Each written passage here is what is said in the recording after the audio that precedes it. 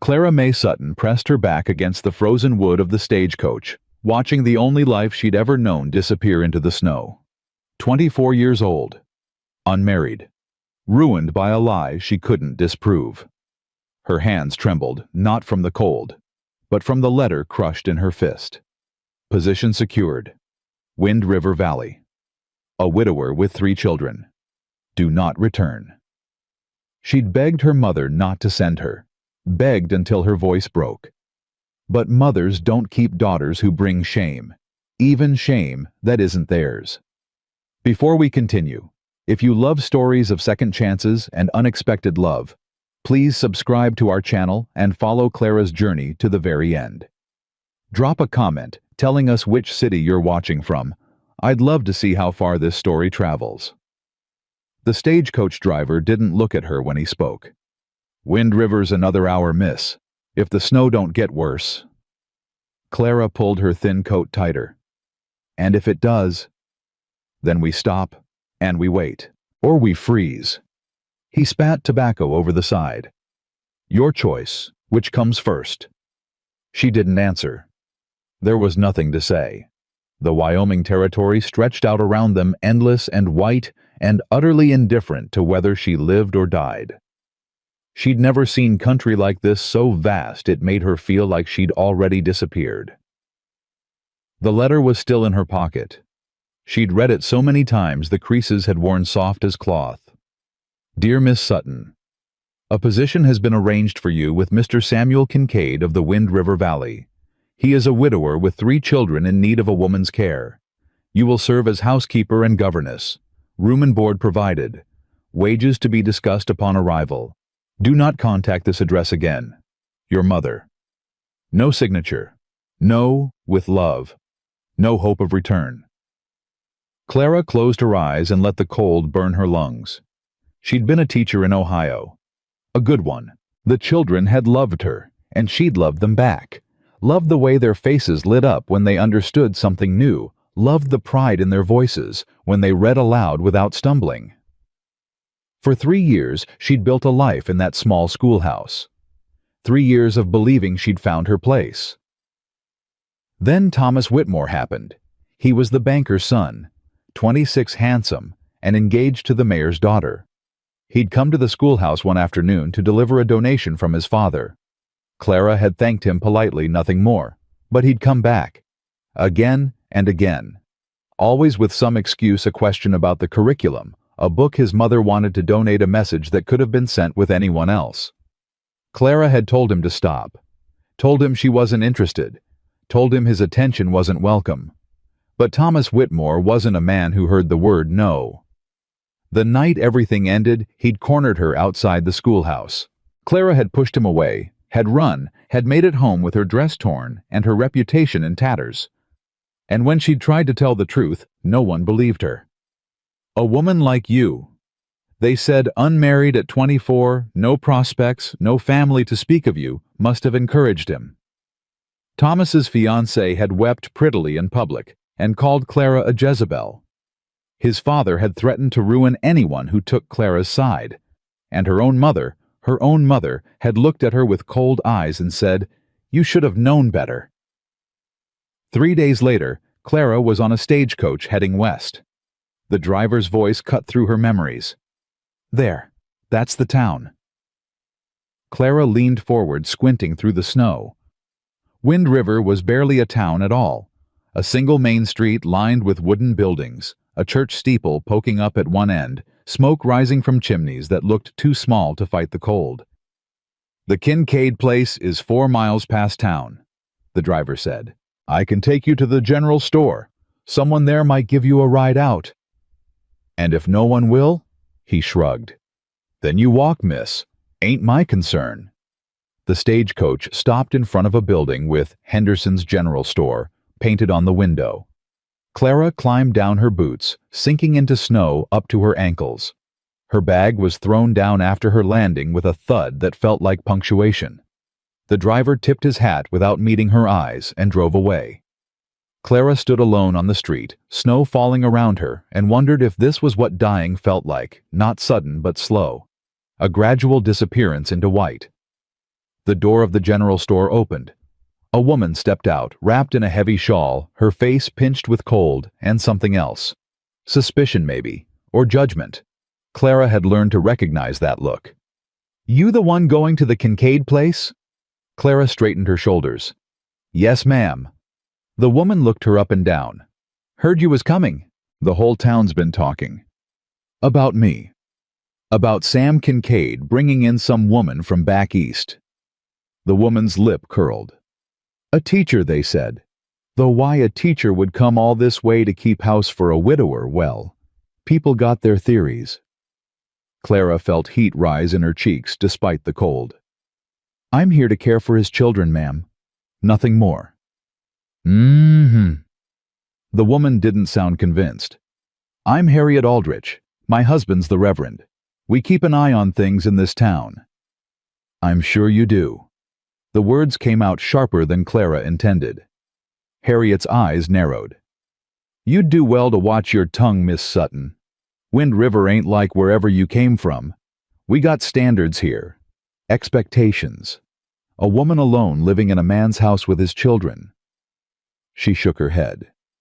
"There's only one way that looks, and it ain't respectable." Clara's hands clenched at her sides. "I was hired to do a job, Mrs. Aldrich. The respectability of that job isn't yours to judge." Harriet stepped closer, her voice dropping. "Everything in this town is mine to judge, girl. And I'm telling you now, Sam Kincaid is a good man, a godly man. His wife was my friend. If you do anything to bring shame on her memory or her children, I will make sure you regret it." Clara met her gaze and didn't look away. "Then we understand each other, ma'am, because I don't intend to bring shame on anyone. I've had enough of that to last a lifetime."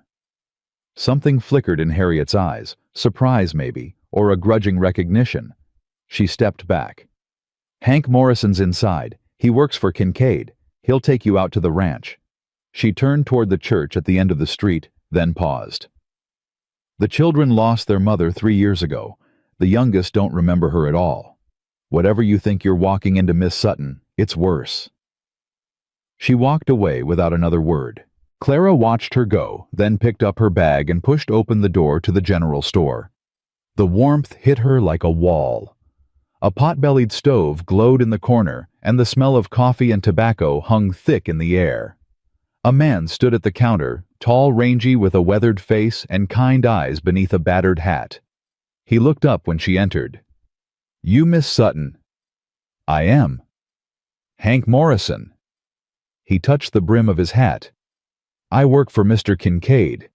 He sent me to fetch you." "He didn't come himself." Hank's expression flickered. "He's got his hands full, miss. The children, the horses, the ranch winter hits hard out here. A man can only be in one place at a time." Clara nodded slowly. "I understand. Do you—" Hank studied her for a moment. "Begging your pardon, miss, but you don't look like you've spent much time in country like this." "I haven't. It's hard land, hard people. The cold gets into everything, your bones, your clothes, your heart if you let it." He picked up her bag before she could protest. "Mr. Kincaid's a good man, but he ain't an easy one, not since Margaret passed." "His wife?" "Yes, ma'am. 3 years gone and he still ain't found his way back from losing her." Hank held the door open. "The children neither, especially Annie." "Annie. The oldest? 11 years old and stubborn as her daddy. She ain't gonna make this easy for you, miss. I'm telling you that straight." Clara stepped out into the cold. "I didn't expect easy, Mr. Morrison." He looked at her with something like respect. "Then you might just survive." The ride to the Kincaid ranch took nearly an hour. The wagon jolted over frozen ruts, and Clara gripped the seat to keep from being thrown. Hank didn't talk much, but she caught him glancing at her from time to time like he was trying to figure her out. Finally, he spoke. "You got family back east, Miss Sutton." "No." The word came out flat. "Not anymore." He was quiet for a moment. "That how it is?" "Yes." "Well?" He clicked his tongue at the horses. "You got a roof over your head now. Food in your belly. That's more than some folks got. I know.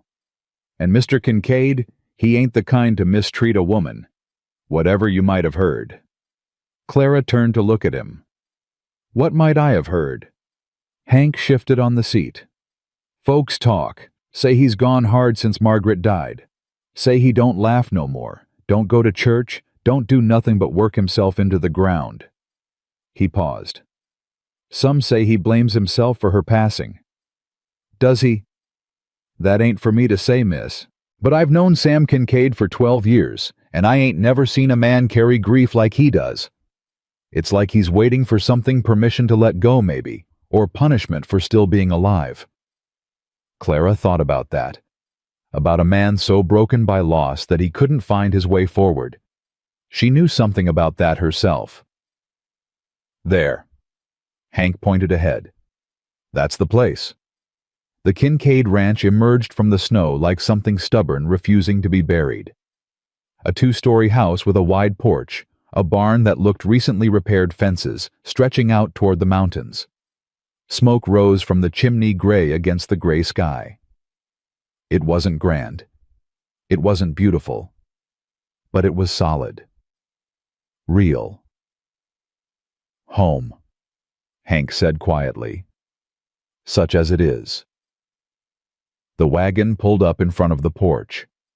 Clara climbed down her legs, stiff from the cold, and stood looking at the house that was supposed to be her new life. The door opened. A girl stepped out. 11 years old, dark hair pulled back in a braid, eyes that burned with something fierce and wounded. She wore a dress that was too thin for the weather, but she didn't seem to notice the cold. She looked at Clara like she was seeing an enemy. You the new one? The girl's voice was hard. Clara met her gaze. I'm Clara Sutton. You must be Annie. I ain't must be nothing. I'm Annie Kincaid and this is my mama's house. She crossed her arms. You ain't welcome here. Annie. A man's voice, low and rough, came from inside. That's enough. He appeared in the doorway behind her. Samuel Kincaid was tall, broad-shouldered, with dark hair touched with gray at the temples, and eyes the color of winter sky. His face was weathered, lined with grief and hard work, but there was something solid about him, immovable. He looked at Clara, and she felt the weight of his gaze like a hand pressing against her chest. Miss Sutton? Mr. Kincaid. He didn't smile, didn't offer any warmth. You made it. I did. Good. He stepped aside, one hand on Annie's shoulder. Come in. It's too cold to stand talking.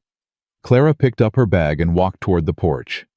As she passed Annie, the girl spoke again, her voice pitched low so only Clara could hear.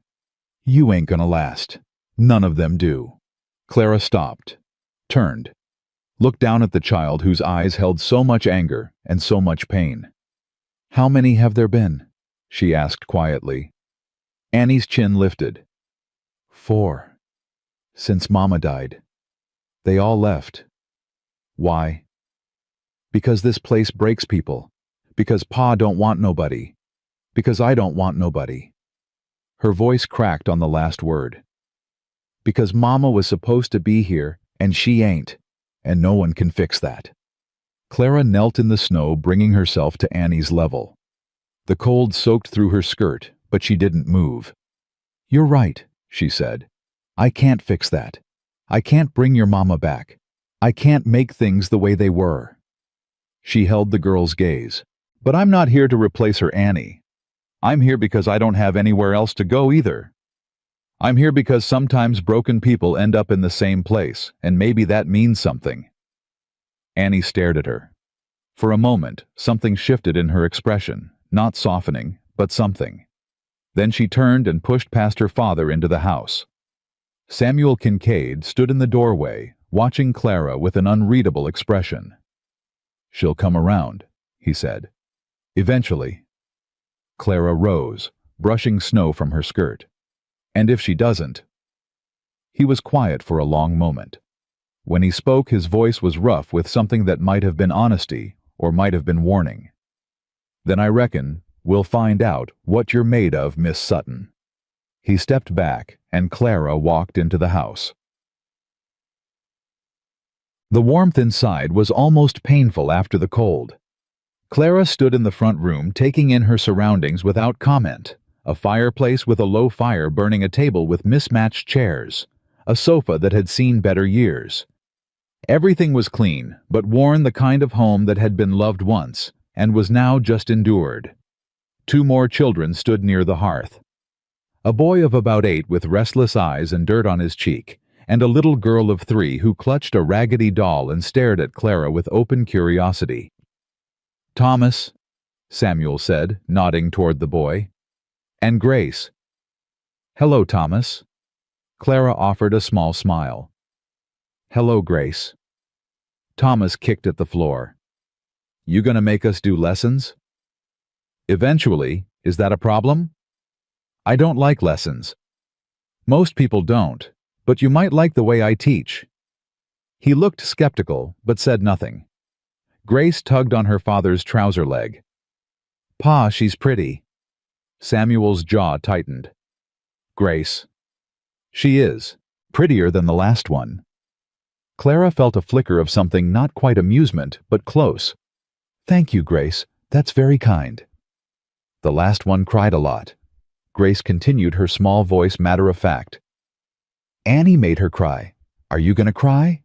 Clara glanced toward the hallway where Annie had disappeared. "I don't know yet. I suppose we'll see." Samuel cleared his throat. "Your room's upstairs. Second door on the right. Supper's at 6.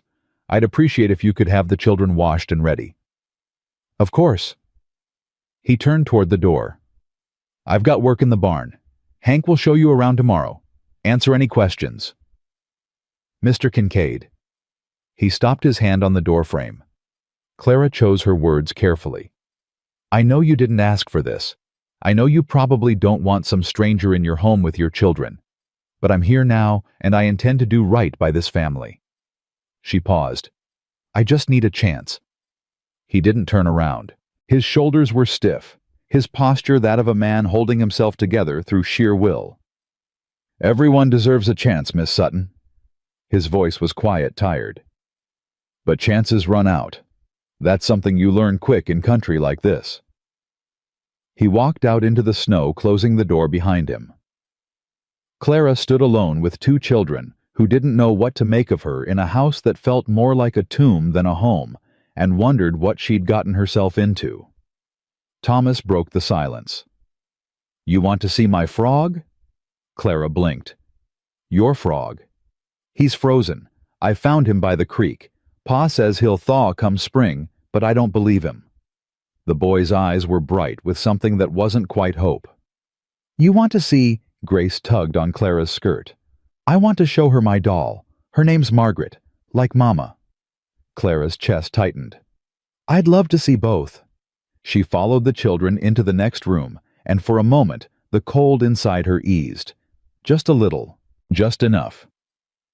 That night Clara lay in her narrow bed and listened to the wind howl against the windows. The room was small but clean, with a quilt on the bed that someone had made with careful hands. Margaret, probably. The dead wife whose presence still filled every corner of this house. Sleep wouldn't come. Clara stared at the ceiling and thought about the 4 women who had come before her. 4 women who had tried and failed to fill a space that couldn't be filled. What made her think she would be any different? The answer was simple: she didn't. She had no illusions about being special or uniquely capable. She was just a woman with nowhere else to go, clinging to the only opportunity she had. A sound made her sit up. Footsteps in the hallway, light and careful. Clara slipped out of bed and opened her door. Annie stood at the end of the hall, a candle in her hand, her face pale in the flickering light. "What are you doing?" Clara asked softly. Annie's chin lifted. "Checking. Making sure you ain't stealing nothing. At 2 in the morning. That's when thieves steal." Clara leaned against the doorframe. "And am I stealing something?" Annie didn't answer. The candle trembled in her hand. "You should be in bed," Clara said. "It's cold." I don't sleep much. Why not? The girl's face twisted. Because when I sleep, I dream about Mama. And when I wake up, she's gone all over again. Clara's heart cracked. She knew that feeling. Knew it deep in her bones. I dream about my old life, she said quietly. The one I lost, and you're right, waking up is the worst part. Annie stared at her. You lost something too. Everything. My job, my home, my reputation. Clara's voice stayed steady, though it cost her. People believed lies about me, and I couldn't prove them wrong, so here I am. That ain't fair? No, it isn't. Annie was quiet for a long moment. When she spoke again, her voice was smaller. Mama used to sit with me when I couldn't sleep. She'd tell me stories until I forgot I was scared. What kind of stories?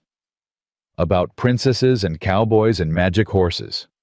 Annie's lip trembled. Stupid stories. Baby stories. They don't sound stupid to me. You don't know nothing. No, Clara agreed. I don't. But I know what it's like to lie awake and wish things were different. I know what it's like to miss someone so much it feels like your chest might cave in. She paused. And I know that sometimes even stupid stories can help. Annie looked at her with those fierce, wounded eyes. Are you going to tell me a story? Do you want me to? The girl's face hardened. No. She turned and walked toward her room. At the door, she stopped. But maybe Grace does. She don't sleep good neither. Clara nodded. Then maybe I'll tell Grace a story. And if you happen to hear it through the wall, well, that's not my fault. Annie almost smiled. Almost. Then she disappeared into her room, and Clara was left alone in the dark hallway. She went back to bed, but this time when she closed her eyes, the cold inside her felt just a little bit smaller. Morning came gray and bitter. Clara woke before dawn, dressed in the warmest clothes she had, and made her way downstairs. The kitchen was already occupied. Samuel stood at the stove, his back to her, steam rising from a pot of coffee. He wore the same clothes as yesterday, and Clara suspected he hadn't slept. You're up early, she said. He didn't turn. Always am. The children. Still sleeping. Let them. They don't get enough rest as it is. Clara moved to the counter, finding cups and plates by instinct. What can I do? Now he turned. His eyes were red-rimmed, his face haggard. You don't have to start today. You just got here. And what would I do instead? Sit in my room and feel sorry for myself? She shook her head. I'd rather be useful. Something flickered in his expression. Respect, maybe, or just surprise. Bread's in the box there. Eggs in the basket. Annie likes hers scrambled. Thomas won't eat the yolks. Grace will eat anything if you tell her it'll make her grow tall. Clara gathered the ingredients. And you, don't worry about me. Someone should. He went still. Miss Sutton. Clara. She cracked an egg into a bowl. If we're going to live in the same house, you might as well use my name. He was quiet for a long moment. When he spoke, his voice was rough. Clara, I should tell you something. She looked up. The women who came before you, they didn't leave because of the work. The work is hard, but it's honest. He set his coffee cup down, the sound sharp in the quiet kitchen. They left because of me. I ain't easy to be around. I know that. Margaret used to say I was like the weather, cold more often than warm, and when I was warm, it never lasted long enough. His jaw tightened. After she died, the cold set in permanent. I tried to shake it for the children's sake, but I can't. It's like something inside me froze and won't thaw. Clara set down the bowl. Why are you telling me this? Because you deserve to know what you're walking into. Those other women, they expected something I couldn't give. Kindness, warmth, some kind of connection. He met her eyes, and she saw the bleakness there deep as a well. "I can't give you that, Clara. I can give you a roof and wages and protection, but I can't give you anything else. There ain't anything else left." Clara held his gaze. "I didn't come here for kindness, Mr. Kincaid. I came here because I had nowhere else to go. I came here to work to earn my keep, to maybe find some peace in a world that's done nothing but hurt me for the past 6 months." She picked up the bowl again. "I don't need you to be warm. I just need you to let me do my job." He stared at her. "You're different from the others." "I'm just tired. Tired of pretending. Tired of hoping for things that won't happen." She whisked the eggs with more force than necessary. "So let's make a deal, you and I. No pretending. No expectations. Just two people doing what needs to be done." For a long moment he said nothing. Then slowly he nodded. "All right, Clara. No pretending." He picked up his hat and walked to the door. As he reached for the handle, he paused.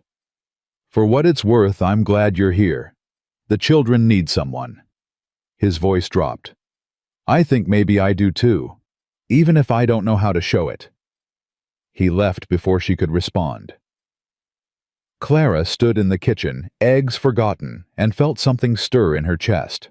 Not hope, she wasn't foolish enough for hope, but something. A flicker. A spark. She didn't trust it, but she didn't extinguish it either. The first week was harder than Clara could have imagined. Annie watched her every move with suspicious eyes, waiting for a mistake ready to pounce. Thomas tested her, constantly hiding her things, ignoring her instructions, disappearing into the barn whenever she turned her back. Only Grace seemed willing to accept her, following Clara from room to room, like a small shadow, asking endless questions in her piping voice. "Why is snow white? Why do horses eat hay? Why did Mama have to go away?" That last question stopped Clara cold. She was in the kitchen kneading bread when Grace asked it. The little girl sat on a stool beside her, Margaret the doll clutched to her chest. Clara's hands stilled in the dough. "I don't know, sweetheart. Annie says she went to heaven, but I don't know where that is. Is it far?" "Some people think so." "Can we visit?" Clara's throat tightened. "No, honey, we can't. That ain't fair." "No, it isn't."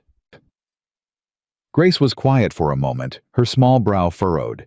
Then she looked up at Clara with eyes that were too old for 3 years. "Are you going to go away too?" Clara wiped her floury hands on her apron and knelt beside the stool. "I don't plan to, Grace. The others said that too, and they left." "I know. Promise you won't leave." Clara hesitated. She'd learned long ago not to make promises she couldn't keep.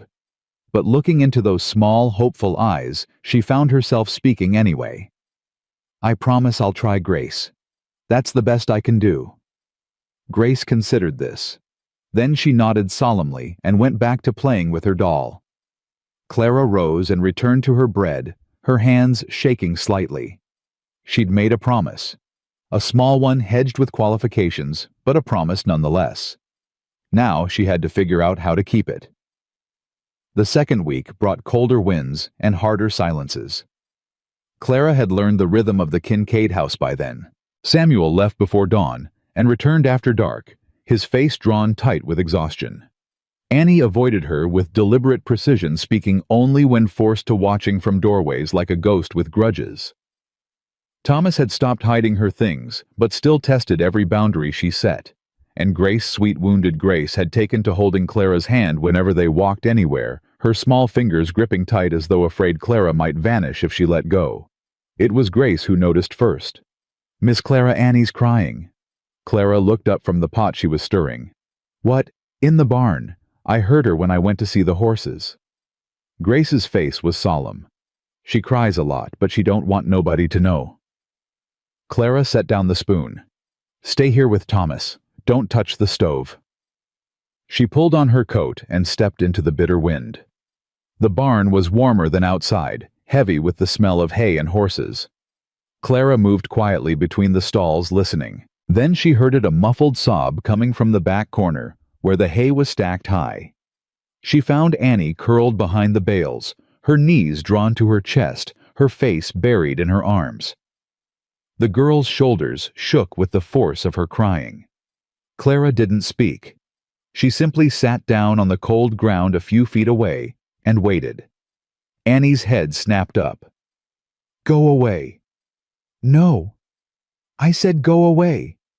The girl's face was blotchy, her eyes red-rimmed and furious. "You ain't got no right to be here." "Maybe not." Clara pulled her coat tighter. "But I'm here anyway." "I don't want you here. I don't want nobody here." "I know." Annie stared at her, breathing hard. "Then why won't you leave?" "Because you're 11 years old and you're crying alone in a barn in the middle of winter." Clara's voice was quiet.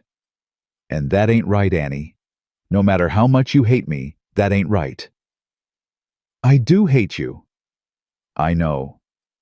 I hate everyone. I hate Pa for bringing you here. I hate Thomas for being too young to remember. I hate Grace for forgetting Mama's face." Annie's voice cracked. "And I hate Mama for leaving. I hate her so much and I can't stop, and it makes me sick because you ain't supposed to hate your Mama when she's dead." Clara felt the words hit her chest like stones.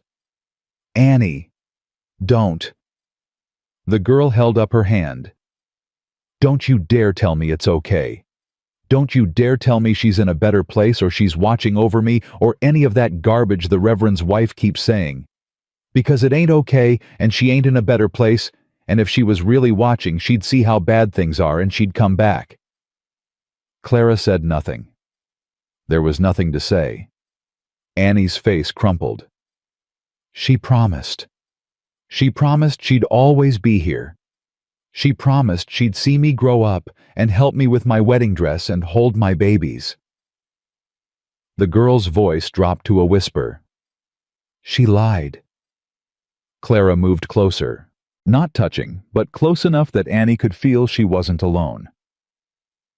My mama sent me away, Clara said quietly. Put me on a stagecoach and told me never to come back. No goodbye, no explanation, just instructions to go to a stranger's house and disappear. Annie looked up. Why? Because people told lies about me and she believed them. Because I brought shame to her door even though I didn't do anything wrong. Clara's throat tightened. So I know something about mothers who break their promises, Annie. I know something about being left. That ain't the same. Your mama's still alive. Sometimes that's worse. Clara met the girl's eyes. At least you know your mama loved you. She didn't choose to leave. She got taken. My mama looked me in the eye and chose to throw me away. Annie was silent for a long moment. When she spoke, her voice was smaller. Does it stop hurting? I don't know yet. Ask me in a year. Something shifted in Annie's expression. Not softening, not quite, but something. The last woman Pa hired, Annie said. She tried to hug me when I cried, told me she understood, said she could be like a new mama if I let her. What did you do? Put a snake in her bed. She left the next morning. Clara almost smiled. I appreciate the warning. I ain't warning you. I'm telling you what happens. Noted. Clara rose, brushing hay from her skirt. I'm going back to the house. Supper's almost ready. You can stay here as long as you need, but I expect you at the table in 20 minutes. Your pa works hard enough without worrying about you catching cold. She walked toward the barn door. Miss Clara? She stopped, turned. Annie stood there, small and fierce and broken. I ain't gonna stop hating you. I know. But maybe I'll hate you a little less. Sometimes. Clara nodded. That's enough for now. She walked back to the house, and this time the cold didn't cut quite as deep. Samuel came in late that night, long after the children were asleep. Clara sat by the fire, mending one of Thomas's shirts. The boy had torn it, climbing something he shouldn't have. She heard the door open, felt the rush of cold air, but didn't look up. "You're still awake." His voice was rough with exhaustion. Thomas needed his shirt fixed, and Grace had a nightmare. Took an hour to settle her. Samuel crossed to the fire, lowering himself into the chair across from her. "What kind of nightmare?" "She dreamed you went away and didn't come back, like her mama." He flinched. Clara saw at the brief crack in his stoic facade. "I ain't going anywhere," he said quietly. "I know that, but she doesn't. Not really." Clara tied off a stitch and cut the thread. "She's 3 years old, Mr. Kincaid. She doesn't understand death. She just understands that her mama was here one day and gone the next. And she's terrified the same thing will happen to you." "What did you tell her?" "That you're the strongest man in the valley, that nothing could take you away from her, that you'd fight bears and blizzards and anything else to get back to her every night." He was silent for a moment. "That's a lot of promising." She needed to hear it. "Even if it ain't true." Clara looked up. "Is it not true? Would you not fight anything to get back to your children?" His jaw tightened. "You know I would."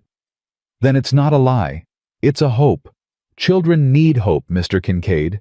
Without it, they grow up hard and cold and unable to trust anyone." She paused. "Like Annie." "Annie's fine." "Annie's drowning." Clara set down the mending.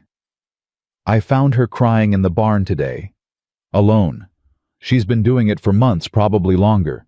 She told me she hates her mama for dying, hates you for bringing in strangers, hates herself for all of it." Samuel's face went pale. "She said that." "She said a lot of things. Things an 11-year-old shouldn't have to carry." Clara leaned forward. "When's the last time you talked to her? Really talked? Not about chores or lessons, but about how she's feeling." "I don't." He stopped, shook his head. "I don't know how. Margaret was the one who handled that. She knew how to reach them. I work. I provide. That's what I'm good at. Working yourself to death isn't going to save those children. They need a father, not a provider." "You think I don't know that?" His voice rose sharp with frustration. "You think I don't lie awake every night knowing I'm failing them? I look at Annie and I see Margaret and it kills me. I look at Grace and she's got no memories of her own mother, and that kills me too. Thomas is growing up wild because I don't have the time or energy to rein him in." He stood abruptly, pacing to the window. "I brought you here because I thought having someone would help. A woman's touch. But it ain't enough. Nothing's enough." Clara watched him. The rigid set of his shoulders, the way his hands gripped the window frame like he was holding himself together by force. "You're not failing them," she said quietly. "Don't. You're not. You're exhausted. You're grieving. You're trying to do the work of 2 people with half the heart you used to have." She rose, moving to stand behind him. "That's not failure, Mr. Kincaid. That's survival." He didn't turn around. "Sometimes survival ain't enough. Sometimes it's all we've got." The silence stretched between them. "Samuel." He turned. She'd never used his first name before. "I can't replace your wife. I can't fix what's broken in this family. But I can be here. I can help carry what you're carrying." She held his gaze. "Let me help, please." Something shifted in his eyes.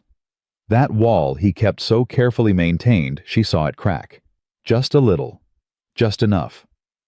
"Why do you care?" he asked. "About us? About any of this?" Clara thought about the question. About the honest answer versus the safe one. "Because you're the first people who've needed me since I lost everything. Because your children look at me like I might matter. Because this house feels more like home than anywhere I've been in 6 months, and I can't explain it, but I don't want to lose that." She paused, her voice dropping. "Because you looked at me that first day like you saw me. Not the rumors or the scandal or the shame.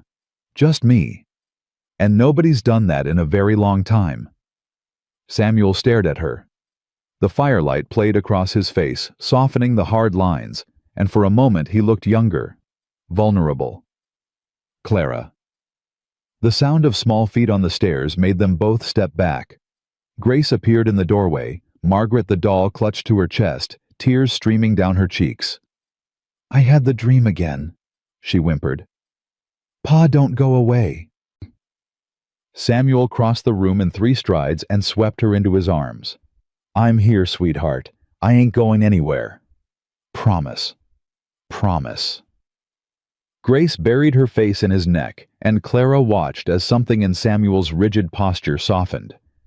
He held his daughter like she was the most precious thing in the world, and for the first time, Clara saw past the grief-hardened rancher to the man beneath. He looked at her over Grace's small head. "Thank you," he mouthed. She nodded and quietly gathered her mending. Some moments weren't meant to be shared. Sunday meant church, whether Clara wanted to go or not. "Folks will talk if we don't show," Samuel said as he hitched the wagon. "Better to face them than hide." Clara helped Grace into her coat. "Folks are already talking." "Then let them talk to our faces instead of behind our backs." The ride to town was quiet. Annie sat as far from Clara as the wagon allowed, but she wasn't scowling. A small victory. Thomas fidgeted with a button he'd pulled from somewhere. Grace held Clara's hand and chattered about angels. The church was small and white, its steeple pointing at a gray sky that threatened more snow. People gathered outside, their breath misting in the cold, their eyes tracking the Kincaid wagon as it approached. Clara felt their stares like needles. Harriet Aldrich stood on the church steps, her husband beside her in his black coat and stern expression. Her eyes locked onto Clara with undisguised hostility. "Mr. Kincaid." The Reverend's voice was cool. "Good to see you and the children." "Reverend." Samuel helped Clara down from the wagon, his hand steady on her elbow. "Mrs. Aldrich." Harriet's smile didn't reach her eyes. "I see you've brought your help." "Miss Sutton is part of our household." Samuel's voice was calm but firm. "She belongs here same as anyone." "Does she?" Harriet tilted her head. "I've heard some troubling things, Mr. Kincaid, about Miss Sutton's past, about why she really came to Wyoming." Clara felt the blood drain from her face. "Seems there was some scandal back in Ohio." Harriet continued, her voice carrying just enough for the nearby congregants to hear. "Something involving a banker's son, a broken engagement, a woman's reputation in tatters." "That's enough," Samuel said. "I'm only concerned for the children, Mr. Kincaid. A woman like that living in your house influencing your daughter." "I said that's enough." Samuel stepped forward, and something in his posture made Harriet shrink back. "I don't know what you've heard, and I don't care. Miss Sutton was hired to help with my children, and she's done nothing but good since she arrived." "Mr. Kincaid." "You've got 3 minutes before the service starts, Mrs. Aldrich. I suggest you spend them praying for charity instead of spreading gossip." He took Clara's arm and guided her toward the church doors. Annie caught up with them, her face fierce. "That lady's mean Pa." "She's scared, Annie. People spread rumors when they're scared of things they don't understand. I ain't scared of Miss Clara." Samuel stopped, looked down at his daughter with something like wonder. "No," he said quietly. "I reckon you ain't." They entered the church together, Samuel, Clara, Annie, Thomas, and Grace, and every head turned to watch them take their seats. Clara kept her eyes forward. Her hands trembled in her lap, but she didn't look away. The service was a blur. Reverend Aldrich preached about sin and judgment, and Clara felt his gaze return to her again and again. But Samuel sat beside her, solid and unyielding, and when she faltered, his hand found hers beneath the pew. Just for a moment, just long enough to steady her. When the service ended, Clara expected more confrontation. Instead, something unexpected happened. A woman approached them, older, gray-haired, with kind eyes and a weathered face. "You're the new one at the Kincaid place." Clara braced herself. "Yes, ma'am." I'm Martha Hollister. My husband passed 5 years ago. Raised my 4 boys alone since then. She held out her hand. Welcome to Wind River, Miss Sutton. Don't mind Harriet. Her bark's worse than her bite, and even that ain't worth fearing. Clara shook her hand, relief flooding through her. Thank you, Mrs. Hollister. Martha, and I mean it, if you ever need anything, my place is just 2 miles west of the Kincaid Ranch. Women out here got to stick together. She glanced at Samuel. You're looking better, Sam. Less like a ghost. Thank you, Martha. Don't thank me. Thank her. She nodded at Clara. Whatever she's doing, keep letting her do it. She walked away, and Clara stood there trying to process what had just happened. You made a friend, Samuel said quietly. I didn't do anything. You showed up. You faced them down. That's enough for folks like Martha. He looked at her, and something warm flickered in his eyes. It's enough for me, too. I say. The storm hit, 3 days later. It came without warning, a wall of white that swept down from the mountains and swallowed the valley whole. Clara woke to a world she couldn't see, wind screaming against the windows, snow piled so high it blocked the doors. Samuel was already gone. He left early. Annie said, her face pale. Before the storm. Said he had to check the north fence. Clara's blood went cold. How long ago? 3 hours, maybe 4. 4 hours. In this weather. Clara grabbed her coat. Stay with the children. Don't open the doors for anyone. What are you doing? Annie's voice rose with fear. Miss Clara, you can't go out there. You'll die. Your father's out there alone. Someone has to find him. Then I'll go. I know the land better. You'll stay here and keep your brother and sister safe. Clara gripped Annie's shoulders. That's your job right now. Can you do that? Annie's chin trembled. What if you don't come back? Then you'll know I tried. She pushed open the back door and stepped into the storm. The cold hit her like a fist. Snow drove into her face, blinding her, filling her lungs when she tried to breathe. She couldn't see more than a few feet ahead. Every step was a battle against wind that threatened to knock her off her feet. She thought about turning back, about the children waiting in the warm house, about the promise she'd made to Grace. Then she thought about Samuel, somewhere in this white hell, maybe hurt, maybe dying. She kept walking. Time lost meaning. Minutes or hours, she couldn't tell. Her fingers went numb. Her legs stopped feeling like legs and became something she simply willed to move. The world shrank to a single point, the next step, and the next, and the next. Then she saw it, a dark shape against the white. A horse standing still, refusing to move. And beside the horse, half buried in snow, a man. Samuel. She fell to her knees beside him. His face was pale, his lips blue, his eyes closed. Blood matted his hair where he'd struck something, a rock maybe, or fallen timber. Samuel, wake up. Please wake up. His eyes fluttered. Clara. I'm here. I found you. You shouldn't be here. The storm. Shut up. She pulled him upright, draping his arm over her shoulders. Can you stand? I don't know. Try. He tried. His legs buckled and she caught him staggering under his weight, but she didn't let go. The horse, he gasped. He won't move. Then we leave him. He'll survive. You won't. Clara. I said shut up. She half carried, half dragged him through the snow. Every step was agony. Every breath was fire. But she didn't stop. Couldn't stop. The house appeared through the white like a miracle. Annie yanked open the door as they stumbled onto the porch. Pa, Miss Clara, help me get him inside. Together they dragged Samuel to the fire. Clara stripped off his frozen coat. His boots wrapped him in every blanket she could find. His shivering was violent, his teeth chattering so hard she thought they might break. Thomas, heat water. Annie, get the whiskey from your father's room. Grace, bring me every blanket you can carry.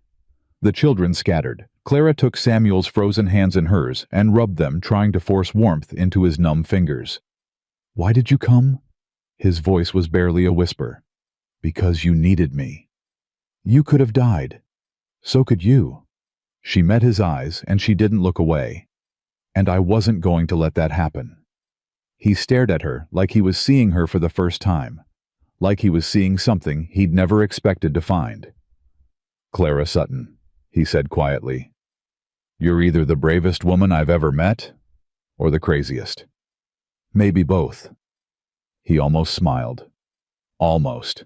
Then his eyes fluttered closed, and Clara held him through the long night, feeding the fire, keeping him warm, willing him to live. By morning the storm had passed.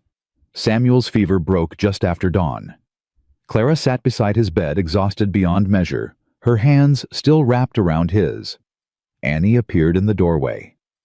Is he going to be okay? I think so. The fever's down. He's breathing better. Annie crossed the room and stood beside Clara, looking down at her father's sleeping face. You saved him, she said quietly. Anyone would have. No. Annie's voice was firm. No, they wouldn't. The others would have stayed inside where it was safe. They would have told themselves he'd find his way back. She looked at Clara with those fierce, wounded eyes. You're different. Clara didn't know what to say. Annie took a deep breath. I don't hate you, Miss Clara. I thought I did, but I don't. I was just scared. Scared of what?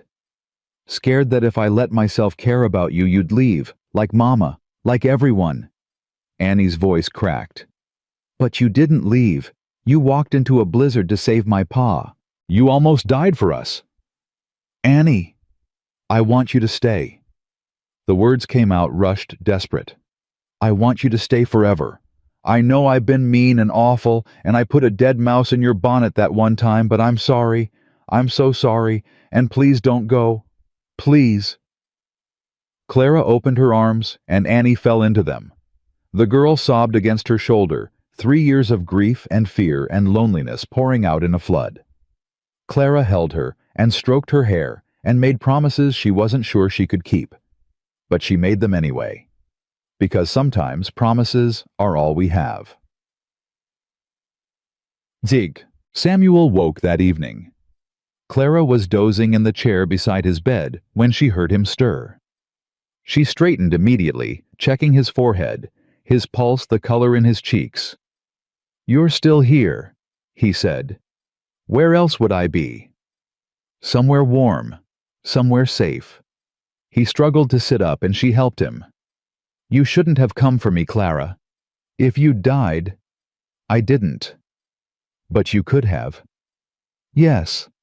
She met his gaze. And I'd do it again. He studied her face for a long moment. Why? I told you why.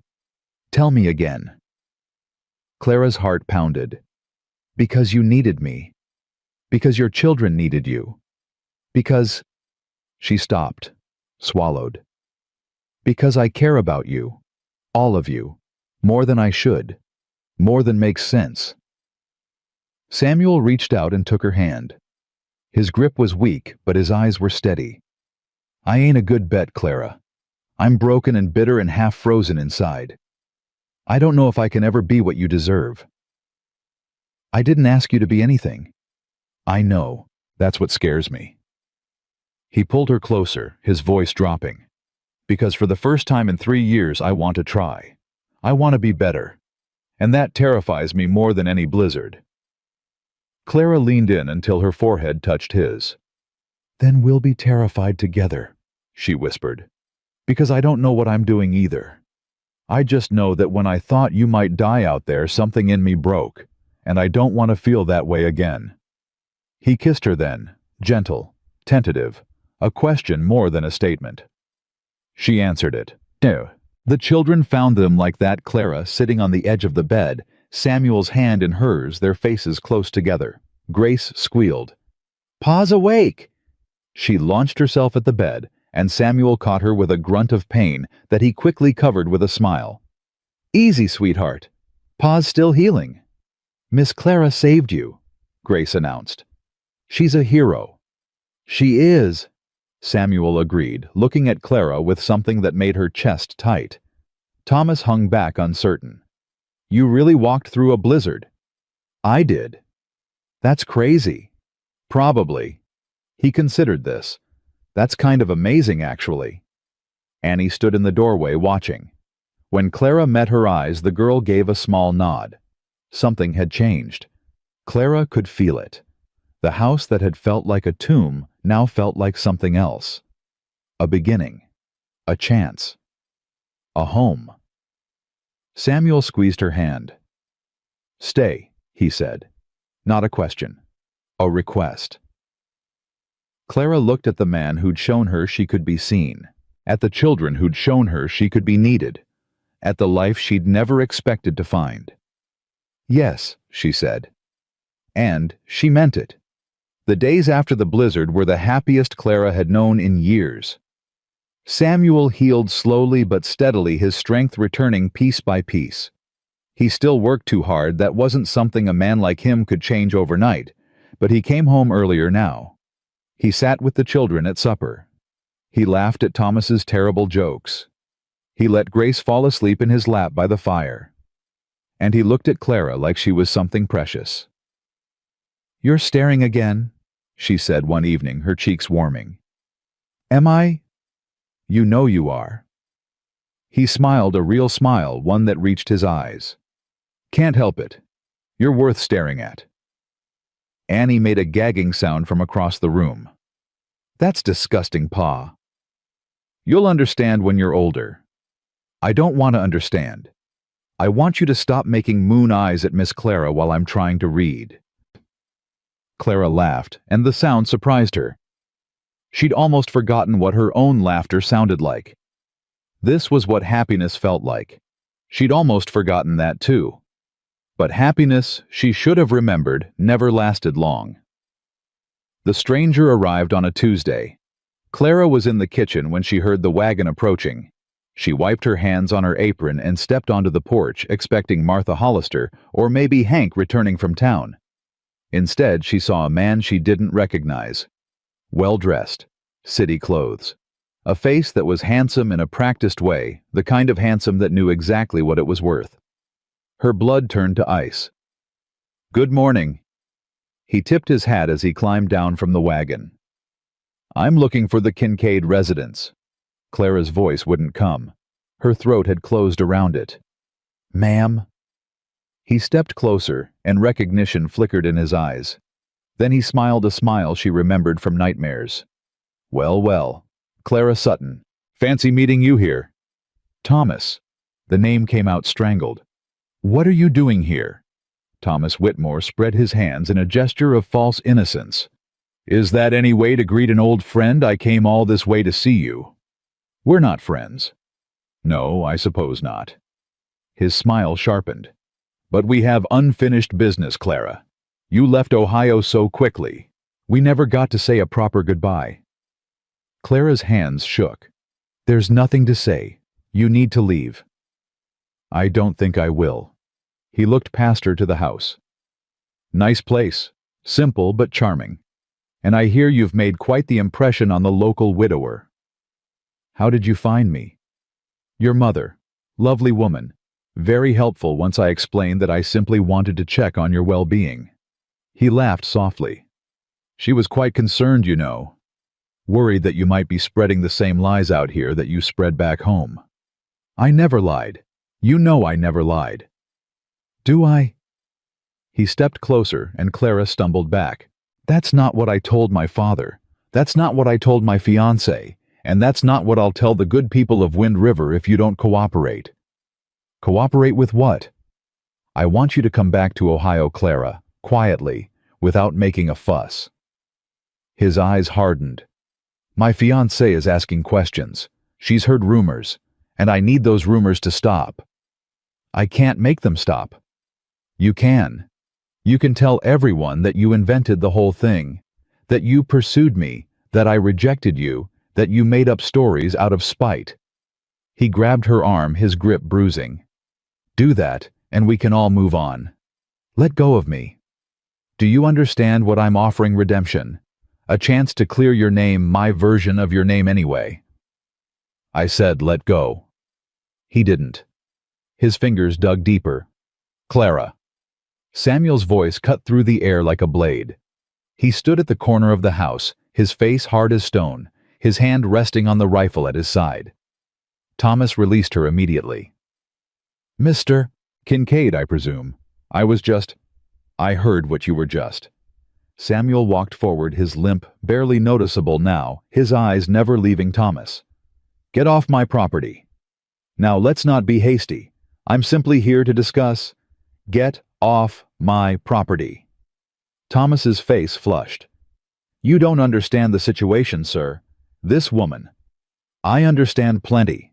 Samuel stopped directly in front of him, close enough that Thomas had to look up. I understand that you put your hands on a woman who told you to let go. I understand that you came here uninvited, threatened someone under my protection, and made the mistake of thinking I wouldn't notice. Under your protection. Thomas laughed, but it came out nervous. She's your housekeeper, Mr. Kincaid. That's hardly... She's family. Samuel's voice dropped low. And in this territory, threatening a man's family is a good way to end up buried in the snow. Thomas went pale. You can't threaten me. My father is... I don't care who your father is. He ain't here. You are. And you've got about 30 seconds to get back on that wagon and ride out of this valley before I decide to stop talking. For a long moment, nobody moved. Then Thomas backed away, his hands raised. This isn't over, Clara. You think you can hide out here, play house with some dirt farmer and his brats? Samuel moved so fast Clara barely saw it. 1 second he was standing still. The next he had Thomas by the collar, half lifting him off his feet. Call them brats again, Samuel said quietly. Please. I didn't mean... Get out. He released Thomas with a shove that sent him stumbling toward the wagon. The man scrambled up, nearly falling, his earlier arrogance completely shattered. You'll regret this, he called as he grabbed the reins. Both of you, this isn't over. The wagon lurched away. Clara stood frozen on the porch, her body shaking her mind, refusing to process what had just happened. Samuel turned to her. You all right? Yes, I think so. Come inside. He led her to the kitchen, sat her down at the table, poured her a cup of coffee. She couldn't drink. His hands were steady, but she could see the tension in his jaw, the barely controlled rage simmering beneath the surface. Who was he? Samuel asked. Clara closed her eyes. This was it. The moment she'd been dreading since she arrived. The moment when he'd learn the truth and look at her differently. His name is Thomas Whitmore. His father is a banker in Ohio. He's the reason I'm here. What did he do to you? She told him. Everything. The schoolhouse. The unwanted attention. The night he cornered her. The torn dress. The accusations. The lies everyone believed because it was easier than believing a woman with no family and no prospects. When she finished, Samuel was silent. His face was unreadable. Say something, Clara whispered. Please. I'm trying to decide something. What? Whether I should ride after him and finish what I started, or whether I should stay here with you. He met her eyes, and she saw the fury there. Fury that wasn't directed at her. I believe you, Clara. Every word. You do. I've known men like him my whole life. Rich boys who think the world belongs to them. They take what they want and blame their victims when things go wrong. His voice roughened. I should have hit him. I'm glad you didn't. Why? Because then he'd have a reason to come back, to press charges, to make things worse. Clara reached across the table and took his hand. You scared him, Samuel. That's enough. It's not. His grip tightened. It'll never be enough. What he did to you, what they all did, is in the past. I've made peace with it. Have you? She thought about the question, about the anger she still carried, the shame that flared up at unexpected moments, the way she sometimes woke in the night, certain that everyone was whispering about her. No, she admitted. But I'm learning to. Samuel pulled her close, and she let herself lean into his strength. "He won't touch you again," he said against her hair. "I swear to God, Clara, no one will ever hurt you again." She believed him. She shouldn't have.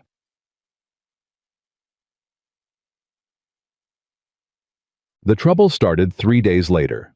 Clara went into town for supplies, leaving Annie in charge of the younger children. She'd gotten used to the stares by now, the whispers that followed her wherever she went. They still hurt, but she'd learned to carry the pain without letting it show. But today was different. Today, everyone was staring. She walked into Henderson's general store and felt the silence fall like a hammer. Mrs. Henderson looked up from the counter, her face pinched with something between pity and disgust. "Miss Sutton, I'm afraid we can't serve you today." Clara stopped. "I beg your pardon. We've had complaints about your situation." Mrs. Henderson's eyes darted to the other customers who were watching avidly. "I'm sorry, but I have to think about my business." "What complaints? What are you talking about?" "The Reverend's wife came by this morning. She had a letter from Ohio." Mrs. Henderson's voice dropped to a stage whisper. "We know what you did, Miss Sutton. We know the kind of woman you are." Clara felt the floor tilt beneath her feet. "A letter from a banker, a Mr. Whitmore. He wrote to warn us about you, about the scandal you caused." Mrs. Henderson shook her head. "Seducing an engaged man, lying about it when you got caught, running away to escape the consequences. That's not what happened. That's not what the letter said. The letter is a lie." Clara's voice rose. "Thomas Whitmore pursued me. I rejected him. He couldn't accept that, so he—" "Please don't make a scene, Miss Sutton." Mrs. Henderson drew herself up. "I think you should leave." Clara looked around the store, at the faces she'd started to recognize over the past weeks. At Martha Hollister, who stood near the fabric bolts with her mouth pressed thin. At the other women, who wouldn't meet her eyes. "Martha." Clara turned to the one person she'd thought was her friend. "You know me. You've seen me with the children with Samuel. You know I'm not—" "I don't know what to think, Clara." Martha's voice was quiet, pained. "I want to believe you. But those accusations, the details are lies. Thomas Whitmore came here 3 days ago. He threatened me. He told me to recant everything or he'd destroy me." Clara's voice cracked. "This is his revenge." Silence. Nobody moved. Nobody spoke. Then the door opened, and Harriet Aldrich walked in. She was smiling. "Miss Sutton, how lovely to see you." Her voice dripped with false sweetness. "I was just talking about you with some of the ladies at church. We were discussing whether it's appropriate for a woman of your reputation to be living in a house with children." "Harriet, don't." Martha stepped forward. "This isn't right." "Isn't it? We have a responsibility to protect our community, Martha. To protect our children." Harriet fixed Clara with a triumphant stare. "A formal complaint has been filed with the territorial authorities. They'll be sending someone to investigate." Clara felt the words like blows. "Investigate what?" "Your fitness to care for the Kincaid children. Given your history of immoral behavior, we have concerns about their safety." Harriet's smile widened. "If the investigation goes poorly, you'll be removed from the premises, possibly arrested." "You can't do this." "I can. I am." Harriet stepped closer, her voice dropping so only Clara could hear. "I warned you, Miss Sutton. I told you what would happen if you brought shame to Margaret's memory. Did you think I was bluffing?" Clara couldn't breathe. The walls were closing in. The faces around her blurred. She ran, out of the store, into the cold, down the street where everyone stopped to stare, past the church where Reverend Aldrich stood watching from the steps, past the wagon she'd come in, past everything familiar, until she was running through snow with nowhere to go. Her foot caught on something. She fell. Her hands hit ice and pain shot up her arms. She tried to get up and couldn't. So she stayed there on her knees in the snow and wept. Samuel found her an hour later.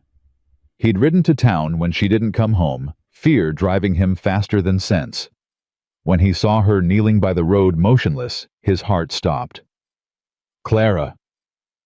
He threw himself off the horse and ran to her. She was shaking her lips, blue, her eyes hollow. "Clara, what happened? Are you hurt?" She looked up at him, and the devastation in her face nearly broke him. "They know," she whispered. "Everyone knows. Thomas wrote a letter. Harriet. She's filed a complaint. They're going to investigate me. They're going to take me away from the children." Samuel pulled her against his chest. "Nobody's taking you anywhere. You don't understand. The territorial authorities—" "I don't care about the territorial authorities." He tilted her face up, forcing her to meet his eyes. "Listen to me. Whatever they're saying, whatever they're planning, we'll fight it. Together." "How?" "The whole town believes him. Martha, the Hendersons. They all looked at me like I was something dirty, like I'd contaminated their precious community just by existing. Then they're fools. Every last one of them." "Samuel." "No." His voice hardened. "I spent 3 years after Margaret died thinking I'd never feel anything again. Thinking I'd just work until I wore out and then die, and that would be it. Then you came and everything changed. I brought this on you. I brought this on your family. You brought us back to life." He gripped her shoulders. "Annie smiles now. Thomas doesn't run wild. Grace sleeps through the night. And me, I wake up in the morning wanting to wake up. Do you understand what that means? Do you understand what you've given us?" Tears streamed down Clara's face. "I can't lose this. I can't lose you." "You won't." He pressed his forehead to hers.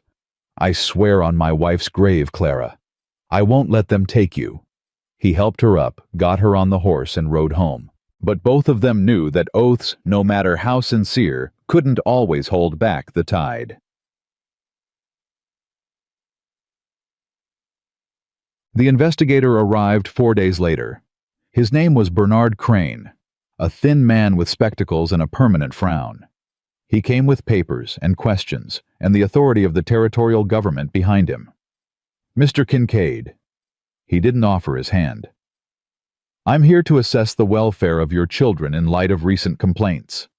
Samuel stood in the doorway, blocking his entrance. "My children are fine. That's what I'm here to determine." Crane peered past him into the house. "May I come in?" "No." "Mr. Kincaid, I have the authority to—" "I don't care what authority you have. You're not talking to my children unless I know exactly what you're planning to ask them." Crane's frown deepened. "I'm investigating concerns about their caretaker, a Miss Clara Sutton. I've been informed that she has a questionable history." "You've been informed by people who don't know her." "I've been informed by a Mr. Thomas Whitmore of Ohio, whose father is a respected banker and whose written testimony is quite detailed."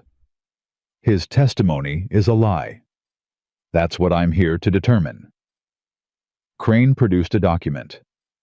"I can conduct this investigation with your cooperation, Mr. Kincaid, or without it, but it will be conducted." Samuel's jaw tightened. Behind him, Clara appeared. "Let him in, Samuel." "Clara." "It's all right." She met his eyes. "I have nothing to hide." Crane entered the house, his gaze sweeping over every surface like he was cataloging sins. Clara led him to the front room while Samuel followed, radiating hostility. "Where are the children?" Crane asked. "In their rooms," Clara said. "I thought it best to keep them out of this. I'll need to speak with them privately." "No." Samuel stepped forward. "You can speak with them in my presence or not at all." Crane sighed. "Very well. Let's start with you, Miss Sutton. Tell me about your relationship with Mr. Whitmore," Clara told him. The same story she'd told Samuel, the same truth she'd lived. When she finished, Crane's expression hadn't changed. "And you expect me to believe that a respected banker's son fabricated these accusations?" I expect you to investigate both sides instead of taking his word as gospel. I'm investigating all the facts, Miss Sutton. Then investigate the fact that Thomas Whitmore came here in person, that he grabbed my arm hard enough to leave bruises, that he threatened to destroy me if I didn't recant. Crane's eyebrows rose slightly. He came here 4 days before you did. Samuel witnessed the whole thing. Crane turned to Samuel. Is this true? Every word. He put his hands on her, threatened her. I threw him off my property. Crane wrote something in his notebook. Interesting. Mr. Whitmore's letter didn't mention a personal visit. I'll bet it didn't. For the first time, something other than certainty flickered in Crane's eyes. I'll need to speak with the children, he said, and then I'll need to conduct interviews in town. This investigation may take several days. Take as long as you need. Clara's voice was steady. The truth is on my side. We'll see, Miss Sutton. We'll see. The interviews with the children were torture. Clara waited in the kitchen while Crane spoke with each of them separately, Samuel beside them as promised. She could hear the murmur of voices, but not the words. Every minute felt like an hour. Finally, the door opened. Annie came out first, her face stormy. That man asked me if you ever hurt me, she said, her voice shaking with anger. He asked if you touched me wrong or made me do things I didn't want to do. Clara's heart broke. Oh, Annie. I told him you were the best thing that ever happened to this family. I told him he was stupid and mean and that whoever told him those lies should be ashamed. Annie's chin lifted. And then I told him about Mama, about how you never tried to replace her, how you helped me remember her, how you're the first person who ever let me be sad without trying to fix it. Clara pulled her into a hug. Thank you, sweetheart. It's just the truth. Annie pulled back, her eyes fierce. Are they really going to take you away? I don't know. Then we'll run, all of us. Pa knows the mountains. We can hide until... Annie. Clara smoothed the girl's hair. We're not going to run. We're going to face this together, and we're going to prove that the truth matters more than lies. And if it doesn't... Clara didn't have an answer. That night, after the children were asleep, Clara sat on the porch and watched the stars. Samuel found her there, as he always did. Crane's leaving tomorrow, he said. Going to town to interview people. Harriet will tell him everything Thomas wanted her to say. Probably. Samuel sat down beside her. But Martha won't. I spoke to her today. She's having doubts. It won't be enough. Maybe not. He took her hand. But it's something. Clara leaned her head against his shoulder. What happens if they decide against me? Then we appeal. And if that fails, then we figure out something else. Samuel. I'm not giving up on you, Clara. His voice was firm. I spent 3 years giving up. On life, on happiness, on everything but survival. And then you walked through a blizzard to save my life, and I realized I'd been a fool. You weren't a fool. You were grieving. I was both. He turned to face her. Margaret was the love of my youth. She gave me 3 beautiful children and 10 years of happiness. I'll never stop being grateful for that. You don't have to explain. Let me finish. He took a breath. Margaret was my past. But you, Clara, you're my future. If you'll have me. Clara's heart stopped. Samuel, I know it's soon. I know we've only known each other a few months. But I've lived long enough to know when something's real. He reached into his pocket and pulled out a small object. This was my mother's. She gave it to me before she died, told me to save it for someone who deserved it. He opened his hand. A simple gold band caught the starlight. Marry me, Clara. Not someday. Now. Tomorrow, if we can find someone to do it. The investigation? To hell with the investigation. If we're married, you're family. Legally, officially family. They can't take a man's wife without cause. That's why you want to marry me, to protect me. That's one reason. He cupped her face in his hands. The other reason is that I love you. I didn't think I could love anyone again, but here I am loving you so much it scares me. Tears spilled down Clara's cheeks. I love you too. Is that a yes? She laughed through her tears. Yes. Yes, it's a yes. He kissed her deep and tender and full of promise. And for one perfect moment, everything else fell away. They married the next morning. Not in town, neither of them wanted to face that, but at Martha Hollister's place with Martha herself as witness and an old circuit preacher who happened to be passing through. The children stood beside them, Grace holding Clara's hand, Thomas trying to look bored and failing, Annie wearing an expression of fierce joy. Do you, Samuel Jacob Kincaid, take this woman to be your lawfully wedded wife? I do. And do you, Clara May Sutton, take this man to be your lawfully wedded husband? I do. Then by the power vested in me by the territory of Wyoming, I pronounce you man and wife. Samuel kissed her while the children cheered, and Clara Sutton became Clara Kincaid. It should have been enough. It wasn't. Crane returned that afternoon. His face was grim as he climbed down from his horse. Clara and Samuel met him on the porch, hands clasped, wedding bands gleaming. I see congratulations are in order, Crane said flatly. Thank you, Samuel said. Did you finish your investigation? I did. Crane reached into his satchel and produced a document. I've conducted interviews with over a dozen residents of Wind River. I've reviewed Mr. Whitmore's letter in detail. And I've come to a conclusion. Clara's heart pounded. And... Crane looked at her for a long moment. Mrs. Kincaid, the complaints against you have been found to be without merit. Relief flooded through her so fast she nearly collapsed. Samuel's arm tightened around her waist. The testimony I gathered was contradictory and often malicious, Crane continued.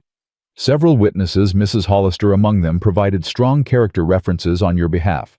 More importantly, I found Mr. Whitmore's letter to contain several factual inconsistencies, such as his claim that he never visited Wyoming. I confirmed with the stagecoach driver that a man matching his description arrived in Wind River last week. Crane's lips thinned.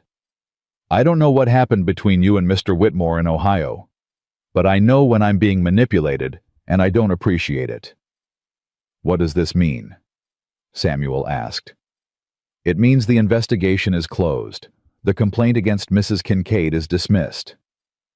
Crane tucked the document back into his satchel. I'll be filing a separate report about the nature of the complaints and the possibility of filing false charges. Mrs. Aldrich may find herself answering some uncomfortable questions. Clara couldn't speak, couldn't move. It was over. It was actually over. Mr. Kincaid, Mrs. Kincaid, Crane tipped his hat. I apologize for the intrusion. I wish you both well. He rode away. Clara turned to Samuel, her face wet with tears she hadn't noticed crying. We won, she whispered. We actually won. He pulled her close. We're just getting started. The news spread through Wind River like wildfire. By the next morning, everyone knew that Bernard Crane had dismissed the complaints against Clara Kincaid, and that Harriet Aldrich might be facing charges of her own. Martha Hollister was the first to visit. She arrived just after breakfast. Her face flushed from the cold ride, her eyes bright with something that looked like relief. I came to apologize, she said before Clara could even invite her inside. In the store that day when everyone was looking at you like... She stopped shaking her head.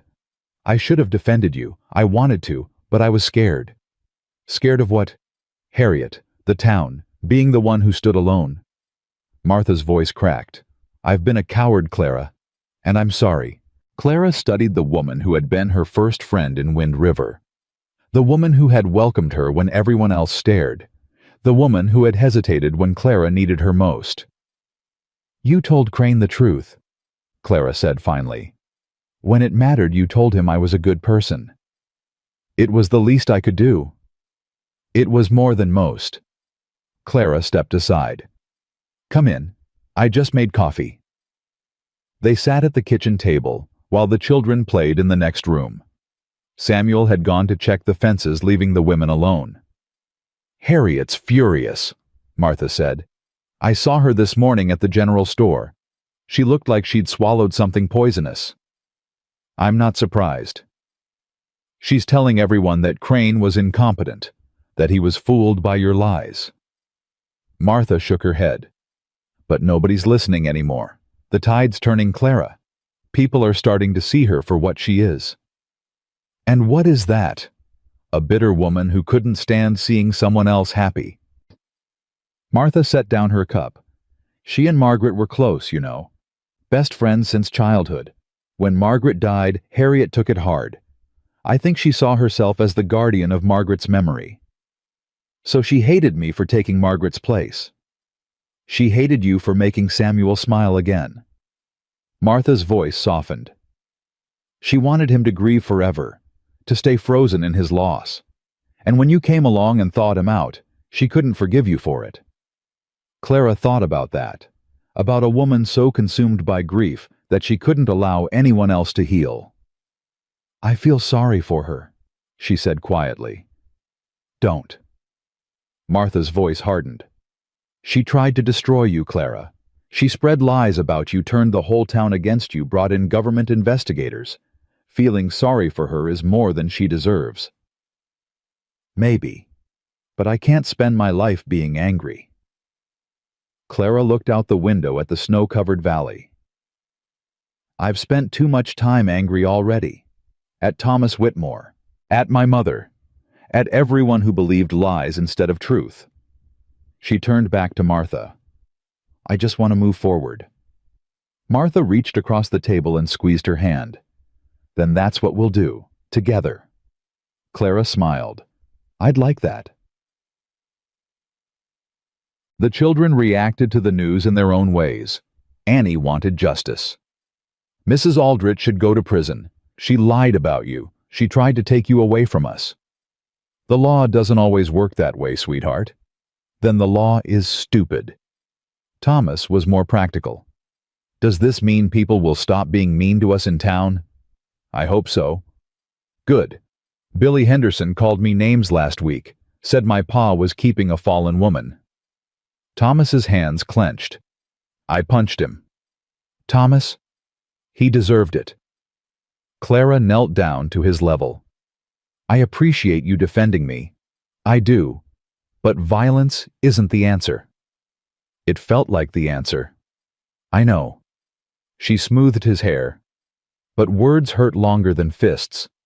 The best way to fight lies is with truth, with living so well that nobody can doubt who you really are. Thomas considered this. That sounds harder than punching. It is, but it's worth it. Grace predictably had the simplest response. Does this mean you're staying forever now? Yes, sweetheart. Forever. Good. Grace hugged her tightly. I don't want another mama. I want you. Clara's heart cracked open.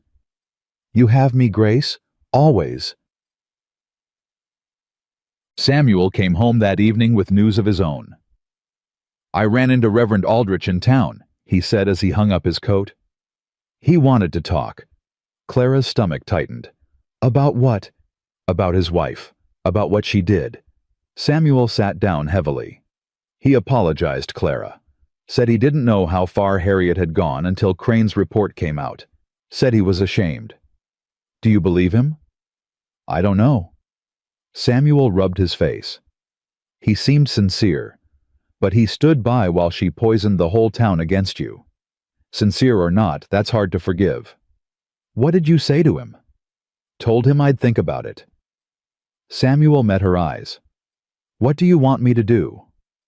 Clara considered the question. She thought about Sunday services and community standing and the complicated politics of small-town life. She thought about Grace asking why they never went to church anymore, and Annie glaring at anyone who looked at them sideways, and Thomas getting into fights over her honor. I think, she said slowly, That forgiveness is easier than carrying grudges. And I think the children deserve a normal life without their family being outcasts. So we accept his apology. We accept his apology, but we don't forget. Clara's voice firmed. And if Harriet ever comes after this family again, we won't be as gracious. Samuel smiled that rare, real smile that still made her heart skip. That's my Clara. Gentle as a lamb, tough as rawhide. I learned from the best. He pulled her into his arms, and for a moment, everything was perfect. Then Annie burst through the door. Pa, come quick. There's a rider coming, and he looks hurt. The man slumped over his horse's neck, barely conscious. Samuel reached him first, catching him as he slid from the saddle. The stranger was young, maybe 20, with a face pale as death and blood soaking through his coat. "Help me get him inside," Samuel called. They carried him to the front room and laid him on the sofa. Clara was already boiling water, gathering clean cloths, finding the medical supplies she'd learned to keep stocked. "What happened to you?" Samuel asked as he cut away the man's coat. The stranger's eyes fluttered. "Shot, 2 days ago. Tried to make it to the next town, but—" His voice faded. "Who shot you?" "Whitmore." The name came out in a gasp. "Thomas Whitmore." Clara froze. Samuel's head snapped up. "What did you say?" "I was a clerk, in his father's bank. Found out he'd been stealing, embezzling." The stranger coughed and blood flecked his lips. "Confronted him. He shot me, left me for dead." Clara moved to the sofa, her hands shaking. "Where is he now?" "Coming here," he said. The stranger grabbed her wrist with surprising strength. "He said he had unfinished business, with a woman who ruined him." The blood drained from Clara's face. "When?" Samuel's voice was deadly calm. "A day behind me. Maybe less." The stranger's grip loosened. "I tried to warn you. Tried to—" His eyes closed. Clara checked his pulse. "He's alive. Barely. We need Dr. Webb." "I'll ride to town." Samuel was already moving toward the door. "Keep the children upstairs. Lock the doors. Don't let anyone in until I get back." "Samuel." He stopped, turned, crossed back to her in 2 strides. His kiss was fierce, desperate. "I love you," he said. "I'll be back. I promise." Then he was gone. Clara stood alone in the sudden silence, her heart pounding, her mind racing. Thomas Whitmore was coming, and this time, he wasn't coming with threats. The next hours were the longest of Clara's life. She tended to the wounded stranger. His name was Daniel. She learned when he briefly regained consciousness while keeping the children upstairs. Annie wanted to know what was happening. Thomas wanted to help. Grace cried because everyone was scared and she didn't understand why. Clara held them all together through sheer force of will. "Is the bad man coming back?" Grace asked, clutching Margaret to her chest. "The one who grabbed you? We don't know, sweetheart. Will Pa stop him? Pa will do everything he can. What if he can't?" Clara didn't have an answer. Samuel returned with Dr. Webb just after dark. The doctor worked on Daniel, while Samuel pulled Clara aside. "I sent word to the sheriff in Lander. He's putting together a posse." Samuel's face was grim. "But it'll take them 2 days to get here, maybe 3. And Thomas could be here by tomorrow." Clara's throat tightened. "What do we do?" "We prepare." Samuel's hand found hers. "I've got rifles. Hank's staying at the bunkhouse tonight. Martha's sending her oldest 2 boys over in the morning."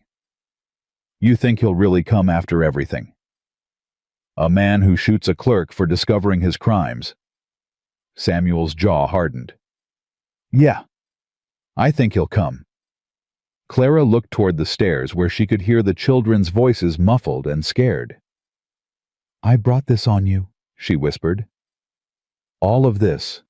If I hadn't come here, then I'd still be dead inside. Annie would still be alone. Thomas would still be wild. Grace would still wake up crying every night. Samuel tilted her chin up. Whatever happens, Clara, I don't regret you, not for 1 second. Even now. Especially now.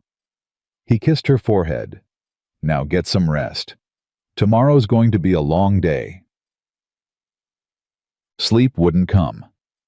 Clara lay in bed beside Samuel, listening to his steady breathing, watching shadows move across the ceiling. Every creak of the house made her heart jump. Every gust of wind sounded like approaching hoofbeats. Finally, she gave up and slipped downstairs. Daniel was awake, propped against pillows, his face still pale, but his eyes clear. "Mrs. Kincaid." His voice was weak but steady. "I'm sorry for bringing this to your door." "You didn't bring anything. Thomas Whitmore did." Clara sat in the chair beside the sofa. "Why did you come here? You could have gone anywhere." "Because I owed you a warning. What he did to you in Ohio, I heard the real story. From the servants, from people who saw how he really treated you." Daniel's face twisted with guilt. "I knew the truth and I said nothing. I was too afraid of losing my position." "A lot of people were afraid." "That doesn't make it right." He struggled to sit up straighter. "When I found the embezzlement, I thought maybe this is my chance. My chance to make up for staying silent, to finally do the right thing." "And he shot you for it." "He shot me because he's desperate. His father cut him off after the scandal followed him from Ohio. His fiancée broke the engagement. He's got nothing left except rage." Daniel's eyes met hers. "He blames you, Mrs. Kincaid, for everything. He's convinced himself that if you hadn't rejected him, none of this would have happened." "That's insane." "Yes, but sane men don't shoot people in cold blood." Clara stared at the floor, processing. Thomas Whitmore had lost everything, and now he was coming to make her pay for it. "He won't stop," Daniel said quietly. "Even if the law catches up to him, even if he hangs for what he did to me, he'll come after you first. It's all he has left." Clara rose. "Then we'll be ready." "How?" She thought about Samuel, about Annie's fierce loyalty, about Thomas's protective anger, about Grace's innocent faith, about this family she'd stumbled into and couldn't bear to lose. "Together," she said. "We'll be ready together." Morning came gray and cold. Samuel was up before dawn, checking weapons, reinforcing door locks, positioning Hank and Martha's boys at key points around the property. Clara fed everyone breakfast pancakes and bacon and strong coffee while pretending her hands weren't shaking. Annie found her in the kitchen scrubbing a pan that was already clean. "You're scared," Annie said.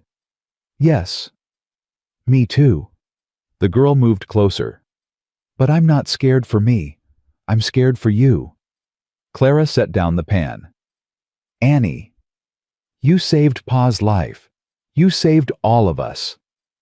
Annie's voice was steady, but her eyes were bright with unshed tears. "If anything happens to you, nothing's going to happen to me. You don't know that." "No, I don't." Clara knelt to meet Annie's eyes. "But I know that your father will do everything in his power to protect this family, and so will I." "What can I do?" "Take care of your brother and sister. Keep them calm. Keep them safe." Clara gripped Annie's hands. "You're the oldest, Annie. If something goes wrong, you get them out. You run to Martha's place and you don't look back." "I'm not leaving you. If it comes to that, you will. Promise me." Annie's face crumpled. "I don't want to promise that." "I know, but I need you to." A long moment passed. Then Annie nodded, tears spilling down her cheeks. "I promise, but it's not going to come to that." "No," Clara said, pulling her into a hug. "It's not." She wished she believed it. Thomas Whitmore arrived at noon. Clara was in the front room with Daniel when she heard the shout from outside. She ran to the window and saw him mounted on a black horse, rifle in hand, his face twisted with hatred. "Kincaid." His voice echoed across the snow. "Send her out." Samuel stepped onto the porch, his own rifle held loosely at his side. "You're on my property, Whitmore. I suggest you leave." "I'm not going anywhere without what I came for." Thomas gestured toward the house. "Clara ruined my life. It's only fair I return the favor." "Clara didn't ruin anything. You did that all by yourself." "She refused me." The mask of civility cracked, revealing the madness beneath. "I offered her everything. Marriage, money, a place in society. And she threw it back in my face. Because she didn't want you. She should have wanted me." Thomas's horse danced nervously beneath him. "I'm Thomas Whitmore. Women don't refuse me." "This one did. Get over it." Thomas raised his rifle. "I'll give you one chance, Kincaid. Send her out and I'll let the rest of you live. Refuse and I'll burn this whole place to the ground." Clara's heart pounded.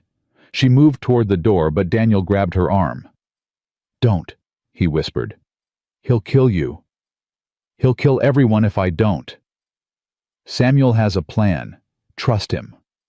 Clara looked at Daniel, at this stranger who had risked his life to warn her, and saw the certainty in his eyes. She stayed. Outside, Samuel hadn't moved. "You're outnumbered, Whitmore. I've got men positioned all around this property. You might get off one shot, but you won't get off two. You're bluffing. Try me." A long moment stretched between them.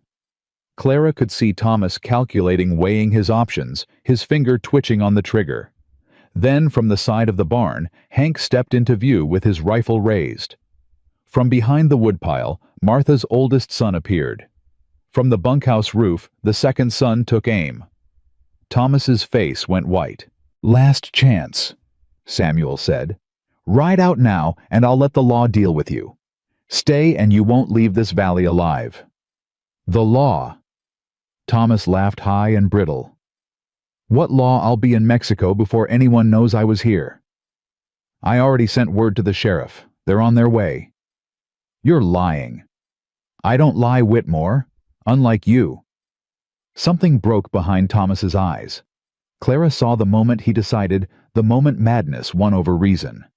"If I can't have her," he said quietly, "no one will." He raised his rifle. Samuel fired first. The shot caught Thomas in the shoulder, spinning him sideways. His horse reared, and he fell, hitting the ground hard.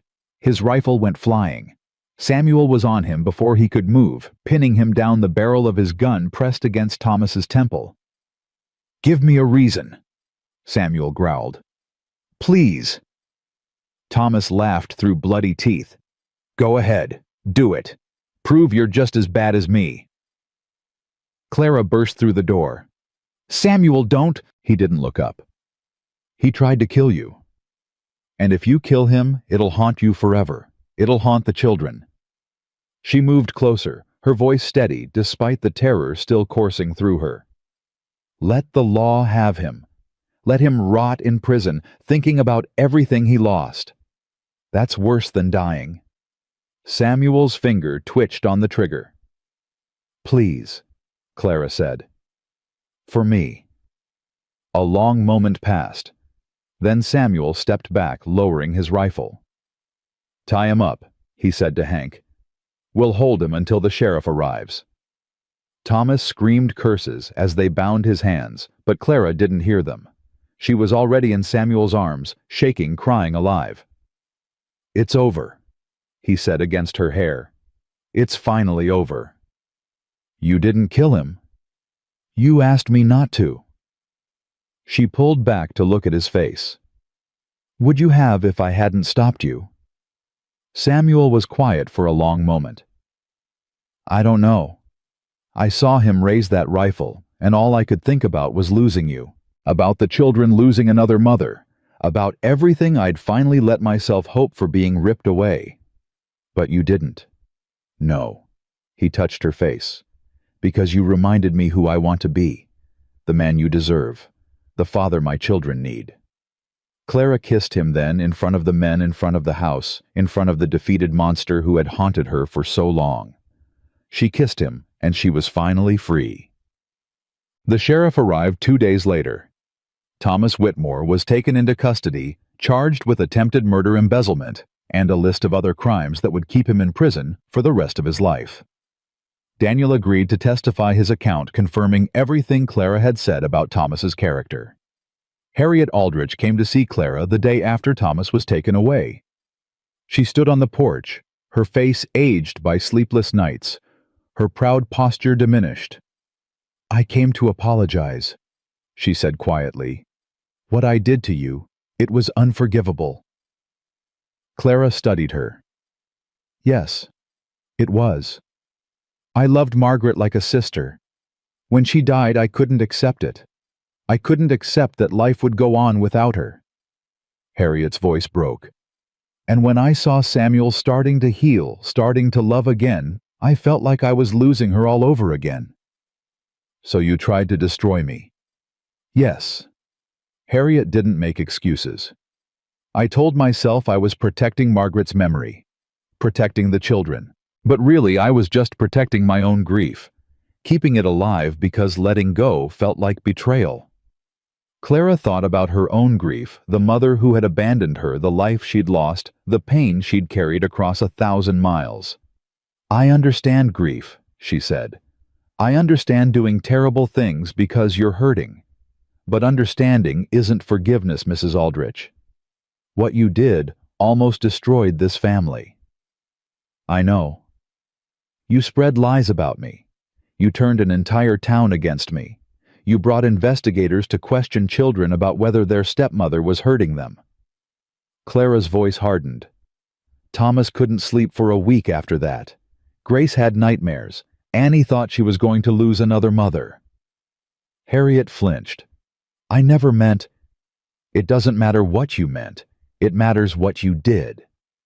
Silence stretched between them. "I'm not asking for forgiveness," Harriet said finally. "I'm just asking for a chance, to make amends, to prove I can be better." Clara looked at her for a long moment, at the broken woman who had caused so much pain, at the grief that had twisted into cruelty, at the possibility, however small, of redemption. "I won't forgive you," Clara said. "Not now, maybe not ever. But I won't hate you either." She paused. "Hate takes too much energy, and I've got a family to love instead." She closed the door. Behind her, Samuel stood watching. "You didn't have to be that generous," he said. "I know." Clara leaned into his embrace. "But carrying hate is exhausting. I'd rather carry hope. That's why I love you. One of the reasons." He laughed softly and held her tighter. That night, after the children were asleep, Samuel and Clara sat on the porch and watched the stars. "Do you think he'll really stay in prison?" Clara asked. "For what he did? Yeah, a long time. And Harriet. She'll live with what she did. That's punishment enough." Clara leaned her head against his shoulder. "It still doesn't feel real, that it's over, that we're safe." "It's real." Samuel kissed her hair. "You built this, Clara. This life, this family, you built it when nobody thought you could. We built it together. Maybe, but you were the one who walked through a blizzard. You were the one who faced down a town that hated you. You were the one who stayed when everyone else ran. I stayed because I didn't have anywhere else to go. At first, maybe, but that's not why you stayed in the end." Clara thought about that. About the moment she'd stopped running from her past and started running toward her future, about the children who had become hers, the man who had become her partner, the home that had become her sanctuary. "No," she admitted. "That's not why I stayed."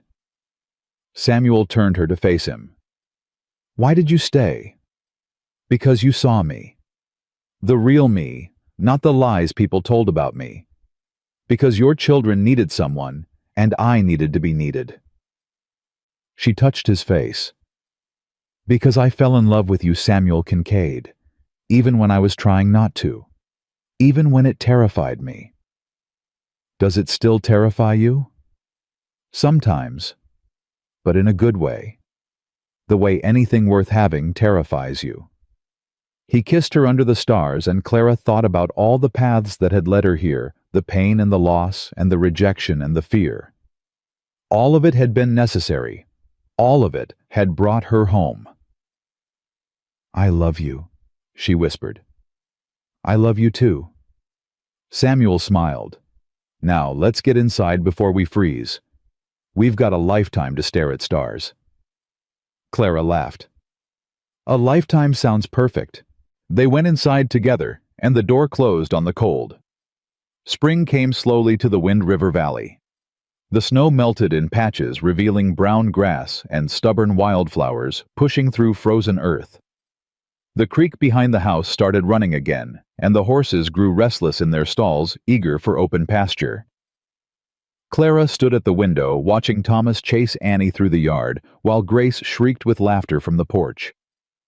3 months had passed since Thomas Whitmore was taken away. 3 months of healing, of rebuilding, of learning what it meant to be a family without fear. Samuel's arms wrapped around her from behind. What are you thinking? That I'm happy. She leaned back into his warmth. It still surprises me sometimes. Happy looks good on you. It looks good on all of us. He kissed her neck. I've got something to show you, after supper. What is it? A surprise. Clara turned in his arms. Samuel Kincaid, you know I hate surprises. You'll like this one. His eyes sparkled with something she rarely saw, pure, uncomplicated joy. Trust me. She did, more than she'd ever trusted anyone. Fine, she said, but it better be worth the wait. It will be. He went back outside to finish his work, and Clara returned to her cooking, her mind spinning with possibilities. What could he possibly be planning? Supper was chaos, as always. Thomas spilled his milk. Grace insisted on feeding her vegetables to the dog under the table. Annie argued with her father about whether she was old enough to help with the spring roundup. I'm almost 12, Annie said. Mama was helping with roundup when she was 12. Samuel's jaw tightened. Your mama grew up on a ranch. You didn't. That's not fair. I can ride better than most of the hands. It's not about riding. It's about the work. It's hard, Annie. Dangerous. I'm not scared of hard work. I know you're not, but I'm scared of losing you. The words hung in the air. Annie's defiance softened. Pa. We'll talk about it, Samuel said. That's all I'm promising. We'll talk. Annie nodded slowly. Okay. Clara watched the exchange with quiet wonder. 6 months ago, Samuel would have shut down the conversation with a flat no. 6 months ago, Annie would have stormed off in fury. But they'd both changed. They'd both grown. This family had grown. After supper, Clara helped Grace with her bath while Annie did the dishes, and Thomas pretended to do his homework. When everyone was clean and settled, Samuel appeared in the doorway of the kitchen. Ready? Clara dried her hands. The children. Annie's watching them. She knows where we'll be. And where will we be? Samuel held out his hand. Come find out. They walked together into the fading light. The air was cool but not cold, carrying the first hints of spring-wet earth, new growth, the promise of warmth to come. Samuel led her toward the ridge behind the house where a stand of aspens grew thick and pale. Samuel, where are we going? Almost there. They crested the ridge, and Clara stopped. A small cabin sat in a clearing she'd never seen before. New wood, fresh cut, the sawdust still scattered around the foundation. Smoke curled from a stone chimney. Curtains hung in the windows, curtains she recognized from the house. What is this?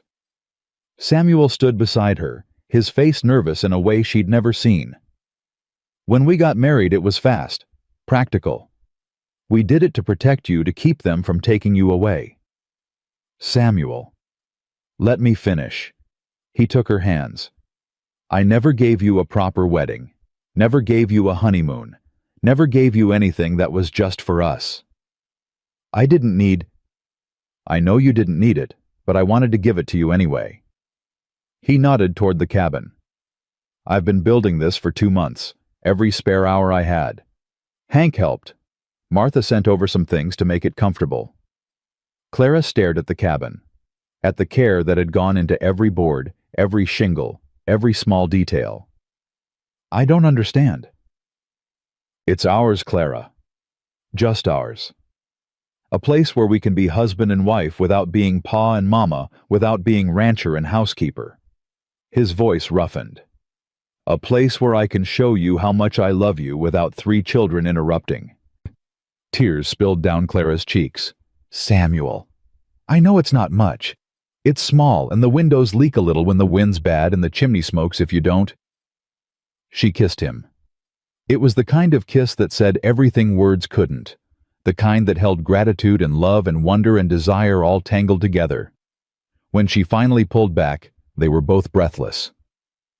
It's perfect, she whispered. You're perfect. I'm far from perfect. You're perfect for me. He smiled that rare, brilliant smile that transformed his weathered face. Then I reckon that's enough. They walked to the cabin together, and Samuel pushed open the door. Inside was simple but warm. A bed piled with quilts, a small table with 2 chairs, a fire already burning in the hearth. On the table sat a bottle of wine and 2 glasses. Martha, Clara guessed. She said every wedding night needs wine, even if it's 3 months late. Clara laughed through her tears. She's a good friend. The best.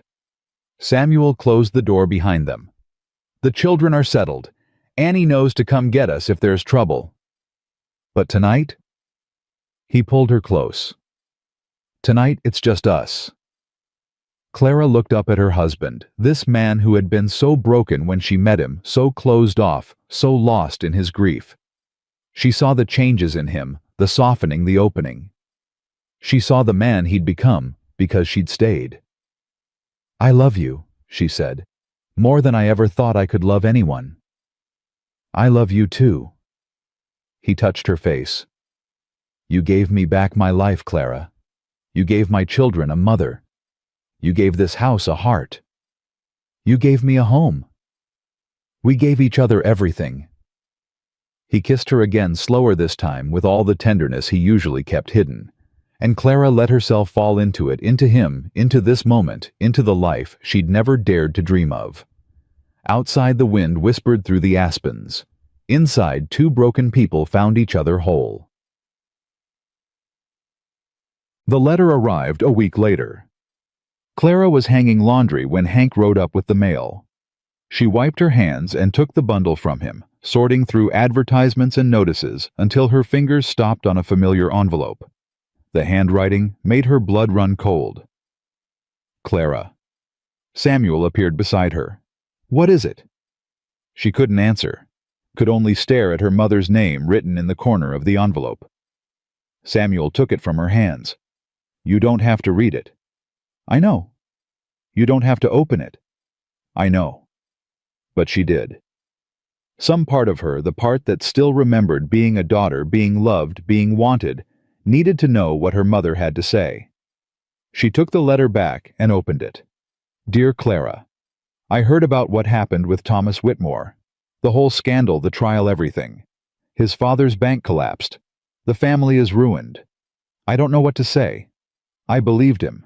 I believed what he said about you, and I sent you away because of it. I told myself I was doing the right thing, protecting the family name, but I was wrong. I was a coward. I'm not asking for forgiveness. I know I don't deserve it. I just wanted you to know that I'm sorry. For everything. For not believing you. For not fighting for you. For choosing shame over love. Your father died last month. Hart gave out in his sleep. I'm alone now in this big house with nothing but regret for company. I suppose that's fitting. I heard you got married, a rancher in Wyoming. I hope he's good to you. I hope he gives you everything I couldn't. I love you, Clara. I never stopped. I just didn't know how to show it when showing it was hard. Your mother, Clara, read the letter twice, 3 times. The words blurred as tears filled her eyes. "What does it say?" Samuel asked quietly. "My father's dead. My mother's sorry." Clara's voice came out flat. She wants forgiveness. Do you want to give it? Clara thought about the question. About the woman who had raised her, loved her, then abandoned her when she needed her most. About the choice between carrying bitterness and setting it down. "I don't know," she said honestly. "Part of me wants to burn this letter and pretend it never came. Part of me wants to write back and tell her exactly how much she hurt me. And the other part." Clara looked at the children playing in the yard. At Annie, teaching Grace to skip stones. At Thomas chasing the dog in circles. At the family she'd built from nothing. The other part remembers that people make mistakes. That fear makes us do terrible things. That forgiveness is as much for the person giving it as the person receiving it. Samuel was quiet for a long moment. "What are you going to do?" "I'm going to write her back." Clara folded the letter carefully. "I'm going to tell her about my life here, about you and the children, about how I found happiness in the last place I expected." She paused. "And I'm going to tell her that I'm working on forgiving her, that it might take time, but I'm willing to try." That's generous. That's growth. Clara tucked the letter into her pocket. 6 months ago, I would have burned it, but I'm not the same person I was 6 months ago. No, Samuel agreed. You're stronger. We both are. He pulled her into his arms, and they stood together watching their children play. And Clara felt something she hadn't felt in years. Peace. Mud. The trial happened in May. Clara had to travel to Lander to testify. She didn't want to go, didn't want to see Thomas Whitmore's face again, didn't want to relive the worst moments of her life in front of strangers. But the prosecutor said her testimony was crucial. Samuel went with her. So did Annie, who refused to be left behind. "He hurt you," Annie said. "I want to see him answer for it." "Annie, it's not going to be easy. The things I have to talk about. I know what he did. I'm not a child anymore." Clara looked at this girl who had transformed so completely in the past months. From hostile and grieving to open and fierce. From enemy to daughter. "No," Clara agreed. "You're not." They traveled by stage, arriving in Lander the night before the trial. Daniel met them at the hotel. He'd healed well, the scar on his shoulder, a permanent reminder of how close he'd come to death. "Are you ready?" he asked Clara. "No, but I'll do it anyway." "That's all courage is," Daniel said. "Doing what needs to be done even when you're terrified." The courtroom was packed the next morning. People had come from all over the territory to see the banker's son face justice. Clara sat in the witness section, her hands folded in her lap, her heart pounding against her ribs. When they brought Thomas in, she barely recognized him. He'd aged 10 years in 3 months. His face was gaunt, his eyes hollow, his once proud posture broken. He shuffled in chains, looking at no one, acknowledging nothing. This was the man who had terrorized her. This was the monster who had haunted her nightmares. He looked pathetic now. Small, defeated. Clara had expected to feel satisfaction. Instead, she felt something closer to pity. The prosecutor called her to the stand. She walked forward on legs that wanted to buckle, took the oath with a voice that wanted to shake, and sat down in a chair that felt like an execution seat. "Mrs. Kincaid." The prosecutor said, "Please tell the court about your history with the defendant." Clara told them. Everything. The unwanted attention. The night he cornered her. The lies he spread. The reputation he destroyed. The mother who believed him over her own daughter. Her voice cracked sometimes. Tears fell. But she didn't stop. When she finished, the prosecutor asked, "And when the defendant came to Wyoming, what happened?" He threatened me. He grabbed my arm hard enough to leave bruises. He told me to recant everything I'd said, or he'd destroy me all over again." "And did you recant?" Clara looked directly at Thomas Whitmore. He wouldn't meet her eyes. "No," she said. "I didn't. Because the truth matters more than fear. Because some things are worth fighting for, even when fighting is hard." The defense attorney tried to discredit her, tried to paint her as a scorned woman seeking revenge, but Clara held her ground, answering every question with calm certainty, refusing to be rattled. When she finally stepped down, her legs were shaking, but her head was high. Samuel met her outside the courtroom. "You did it," he said. "I did it." "How do you feel?" Clara thought about the question, about the weight she'd carried for so long and how much lighter she felt without it. "Free," she said. "I feel free." The jury deliberated for less than an hour, guilty on all counts. When the verdict was read, Thomas Whitmore finally looked at Clara. She expected to see hatred in his eyes. Instead, she saw something worse. Nothing. Empty. Hollow. The monster was gone. All that remained was a broken man facing the consequences of his choices. Clara turned away and walked out of the courtroom into the sunlight. She never looked back. Summer arrived with wildflowers and warm winds. The ranch thrived. The horses sold for good prices. The cattle grew fat on new grass. Samuel hired 2 more hands, and for the first time since Margaret died, the Kincaid place looked like it was flourishing instead of just surviving. Clara's belly began to swell. She hadn't told anyone yet, wanted to wait until she was sure, until the danger of losing the baby had passed. But Annie noticed first. "You're different," Annie said one morning, studying Clara with those sharp eyes. "Different how? You keep touching your stomach. You won't drink coffee anymore. And you got sick behind the barn yesterday when you thought nobody was watching." Clara's cheeks flushed. "You saw that? I see everything." Annie's face softened. "Is it true? Are you having a baby?"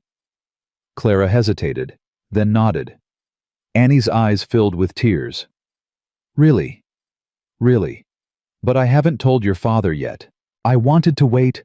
Annie threw her arms around Clara and squeezed tight. "Thank you, thank you, thank you, thank you." Clara held her. "For what?"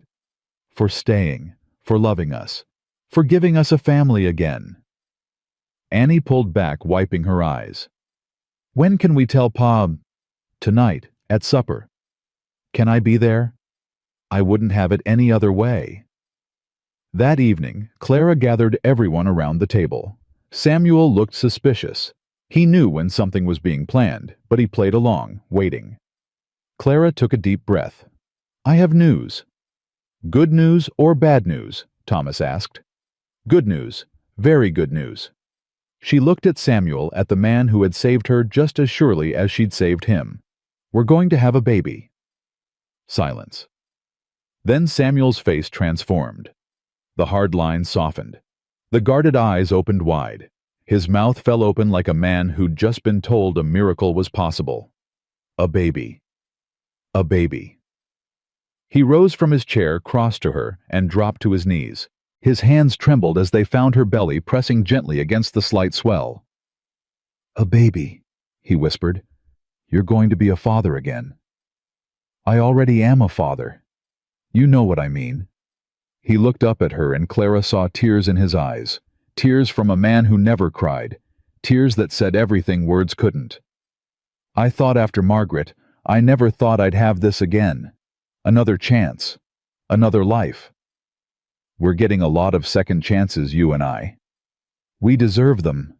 Grace tugged on Clara's sleeve. "I'm gonna have a baby brother. Or a sister. I want a brother. Boys are funner." "More fun," Annie corrected automatically. Then she grinned. "I'm going to be a big sister." "You already are," Clara said. "A bigger sister, then." Thomas had been quiet, processing. Now he spoke. "Does this mean you're staying for real forever?" Clara looked at this boy who had lost so much, who had spent years acting out because he didn't know how else to express his pain.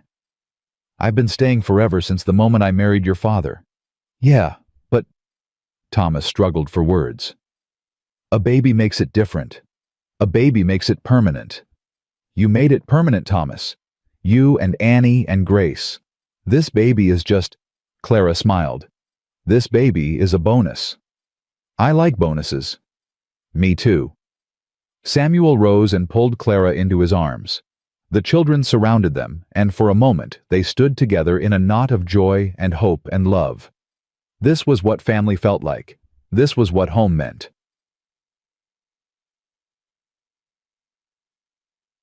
The baby came in January during another blizzard. Clara labored for 12 hours while the wind screamed outside and Samuel paced holes in the floor.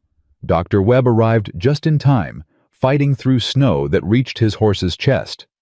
At dawn, a cry pierced the silence. "It's a girl," Dr. Webb announced. "Healthy and strong." Clara held her daughter for the first time, this tiny, perfect creature, who was somehow hers, and felt her heart expand beyond anything she'd known was possible. Samuel appeared in the doorway, his face white with fear and hope. "Come meet your daughter," Clara said. He crossed the room like a man in a dream.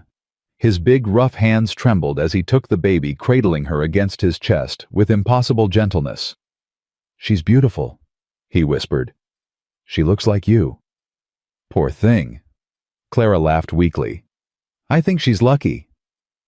The children crowded in next. Grace wanted to hold her immediately. Thomas declared she was too small to be interesting but couldn't stop staring. Annie hung back, her expression unreadable. "Annie!" Clara called. "Come see." Slowly, Annie approached the bed. She looked at the baby, then at Clara, then back at the baby. "She's so tiny," Annie said. "You were that tiny once." "I don't believe that." "It's true." Clara reached out and took Annie's hand. "Would you like to hold her?" Annie's eyes went wide. "Really? Really?" Samuel transferred the baby to Annie's arms, showing her how to support the head, how to hold her close. Annie stood frozen for a moment, barely breathing. Then the baby opened her eyes. They were blue, the deep, clear blue of winter sky. The same blue as Annie's eyes, the same blue as Samuel's. "She's looking at me," Annie whispered. "She sees her big sister." Annie's face crumpled. Tears spilled down her cheeks, and she didn't try to hide them. "I'm going to protect her," Annie said fiercely. "Forever. Nobody's ever going to hurt her. I know you will. What's her name?" Clara looked at Samuel. They'd discussed this late at night, trying to find the right name for this child who represented so much. "Margaret," Clara said. "Margaret Hope Kincaid." Annie's breath caught. "After Mama. After your mama. Because she was the beginning of this family, and this baby is its continuation." Clara squeezed Annie's hand. "Is that all right?" Annie couldn't speak. She just nodded, tears streaming, and held little Margaret closer. Samuel sat on the edge of the bed, one arm around Clara, the other around Annie. Thomas and Grace pressed close. Everyone connected everyone together. Outside, the blizzard raged. Inside, there was only warmth. The years passed like water through fingers. Margaret grew from infant to toddler to little girl, all blonde curls and blue eyes and endless questions. Grace became a young lady, graceful and kind, with her mother's gentle heart. Thomas shot up tall and strong, taking after his father in everything except temperament he had. Clara's patience, Clara's calm. And Annie, fierce, loyal. Annie grew into a young woman who commanded respect wherever she went. Clara watched them grow and marveled at how far they'd all come. She still thought about Ohio sometimes, about the life she'd lost, the reputation that had been destroyed, the mother who had abandoned her. But those memories had faded, worn soft by time and distance. They were scars now, not wounds. They hurt only when she pressed them. Her mother had come to visit the year after Margaret was born. It had been awkward at first, too much history, too much pain, but they'd found their way to something like peace. Not the relationship they'd once had, but something new, something honest. "I was wrong," her mother had said on the last night of her visit. "About everything. About Thomas Whitmore. About you. About what mattered. I know. I'll never forgive myself. That's your burden, not mine." Clara had taken her mother's hand. "I've forgiven you. It took time, but I did. Now you need to forgive yourself." Her mother had cried. Clara had held her, and something that had been broken for years finally began to heal. Thomas Whitmore died in prison 5 years after his conviction. Clara heard the news without emotion. He was a stranger now, a ghost from another life. He couldn't hurt her anymore. He couldn't hurt anyone. Harriet Aldrich moved away not long after the trial, unable to bear the shame of what she'd done. Clara hoped she'd found peace somewhere else. She hoped, but didn't dwell on it. Harriet's story was her own to write. Martha remained a steadfast friend, visiting often her sons growing up alongside the Kincaid children. The ranch prospered. The town accepted Clara fully, the whispers replaced by respect. She taught school 2 days a week, sharing her love of learning with children who reminded her of the students she'd lost in Ohio. But mostly, she was a wife, a mother, a heart. On the 10th anniversary of her arrival in Wind River, Samuel took her to the ridge where he'd built their cabin. They sat on the porch as the sun set, watching the valley turn gold and purple, and finally deep blue. "Do you remember," Samuel said, "when I told you that chances run out?" "I remember." "I was wrong." Clara smiled. "I know. You gave me more chances than I deserved, more love than I knew what to do with." He turned to face her. "I spent 3 years convinced that happiness was behind me, that I'd used up all my chances with Margaret and there was nothing left. And now I know that chances don't run out, they multiply. Every day I wake up next to you, I get a new one. Every time one of my children smiles, I get another." His voice roughened. "You taught me that, Clara. You taught me how to hope again." Clara leaned against his shoulder. "We taught each other. I love you. I love you too." They sat in comfortable silence, watching the stars emerge one by one. Clara thought about the woman she'd been when she arrived in this valley, broken, ashamed, convinced she'd lost everything worth having. She thought about the blizzard she'd walked through, the children she'd won over the man she'd saved, and who had saved her in return. She thought about all the ways life could surprise you, all the ways pain could transform into purpose, all the ways a woman with nothing could end up with everything. Samuel. Thank you. For what? For seeing me. That first day when I was just some ruined woman from Ohio, you saw me. Not the lies, not the scandal, not the shame, just me. He kissed her temple. That's all you ever needed, Clara. Someone to see you. And now the whole world sees you. The children, the town, everyone who's ever met you knows exactly who you are. And who's that?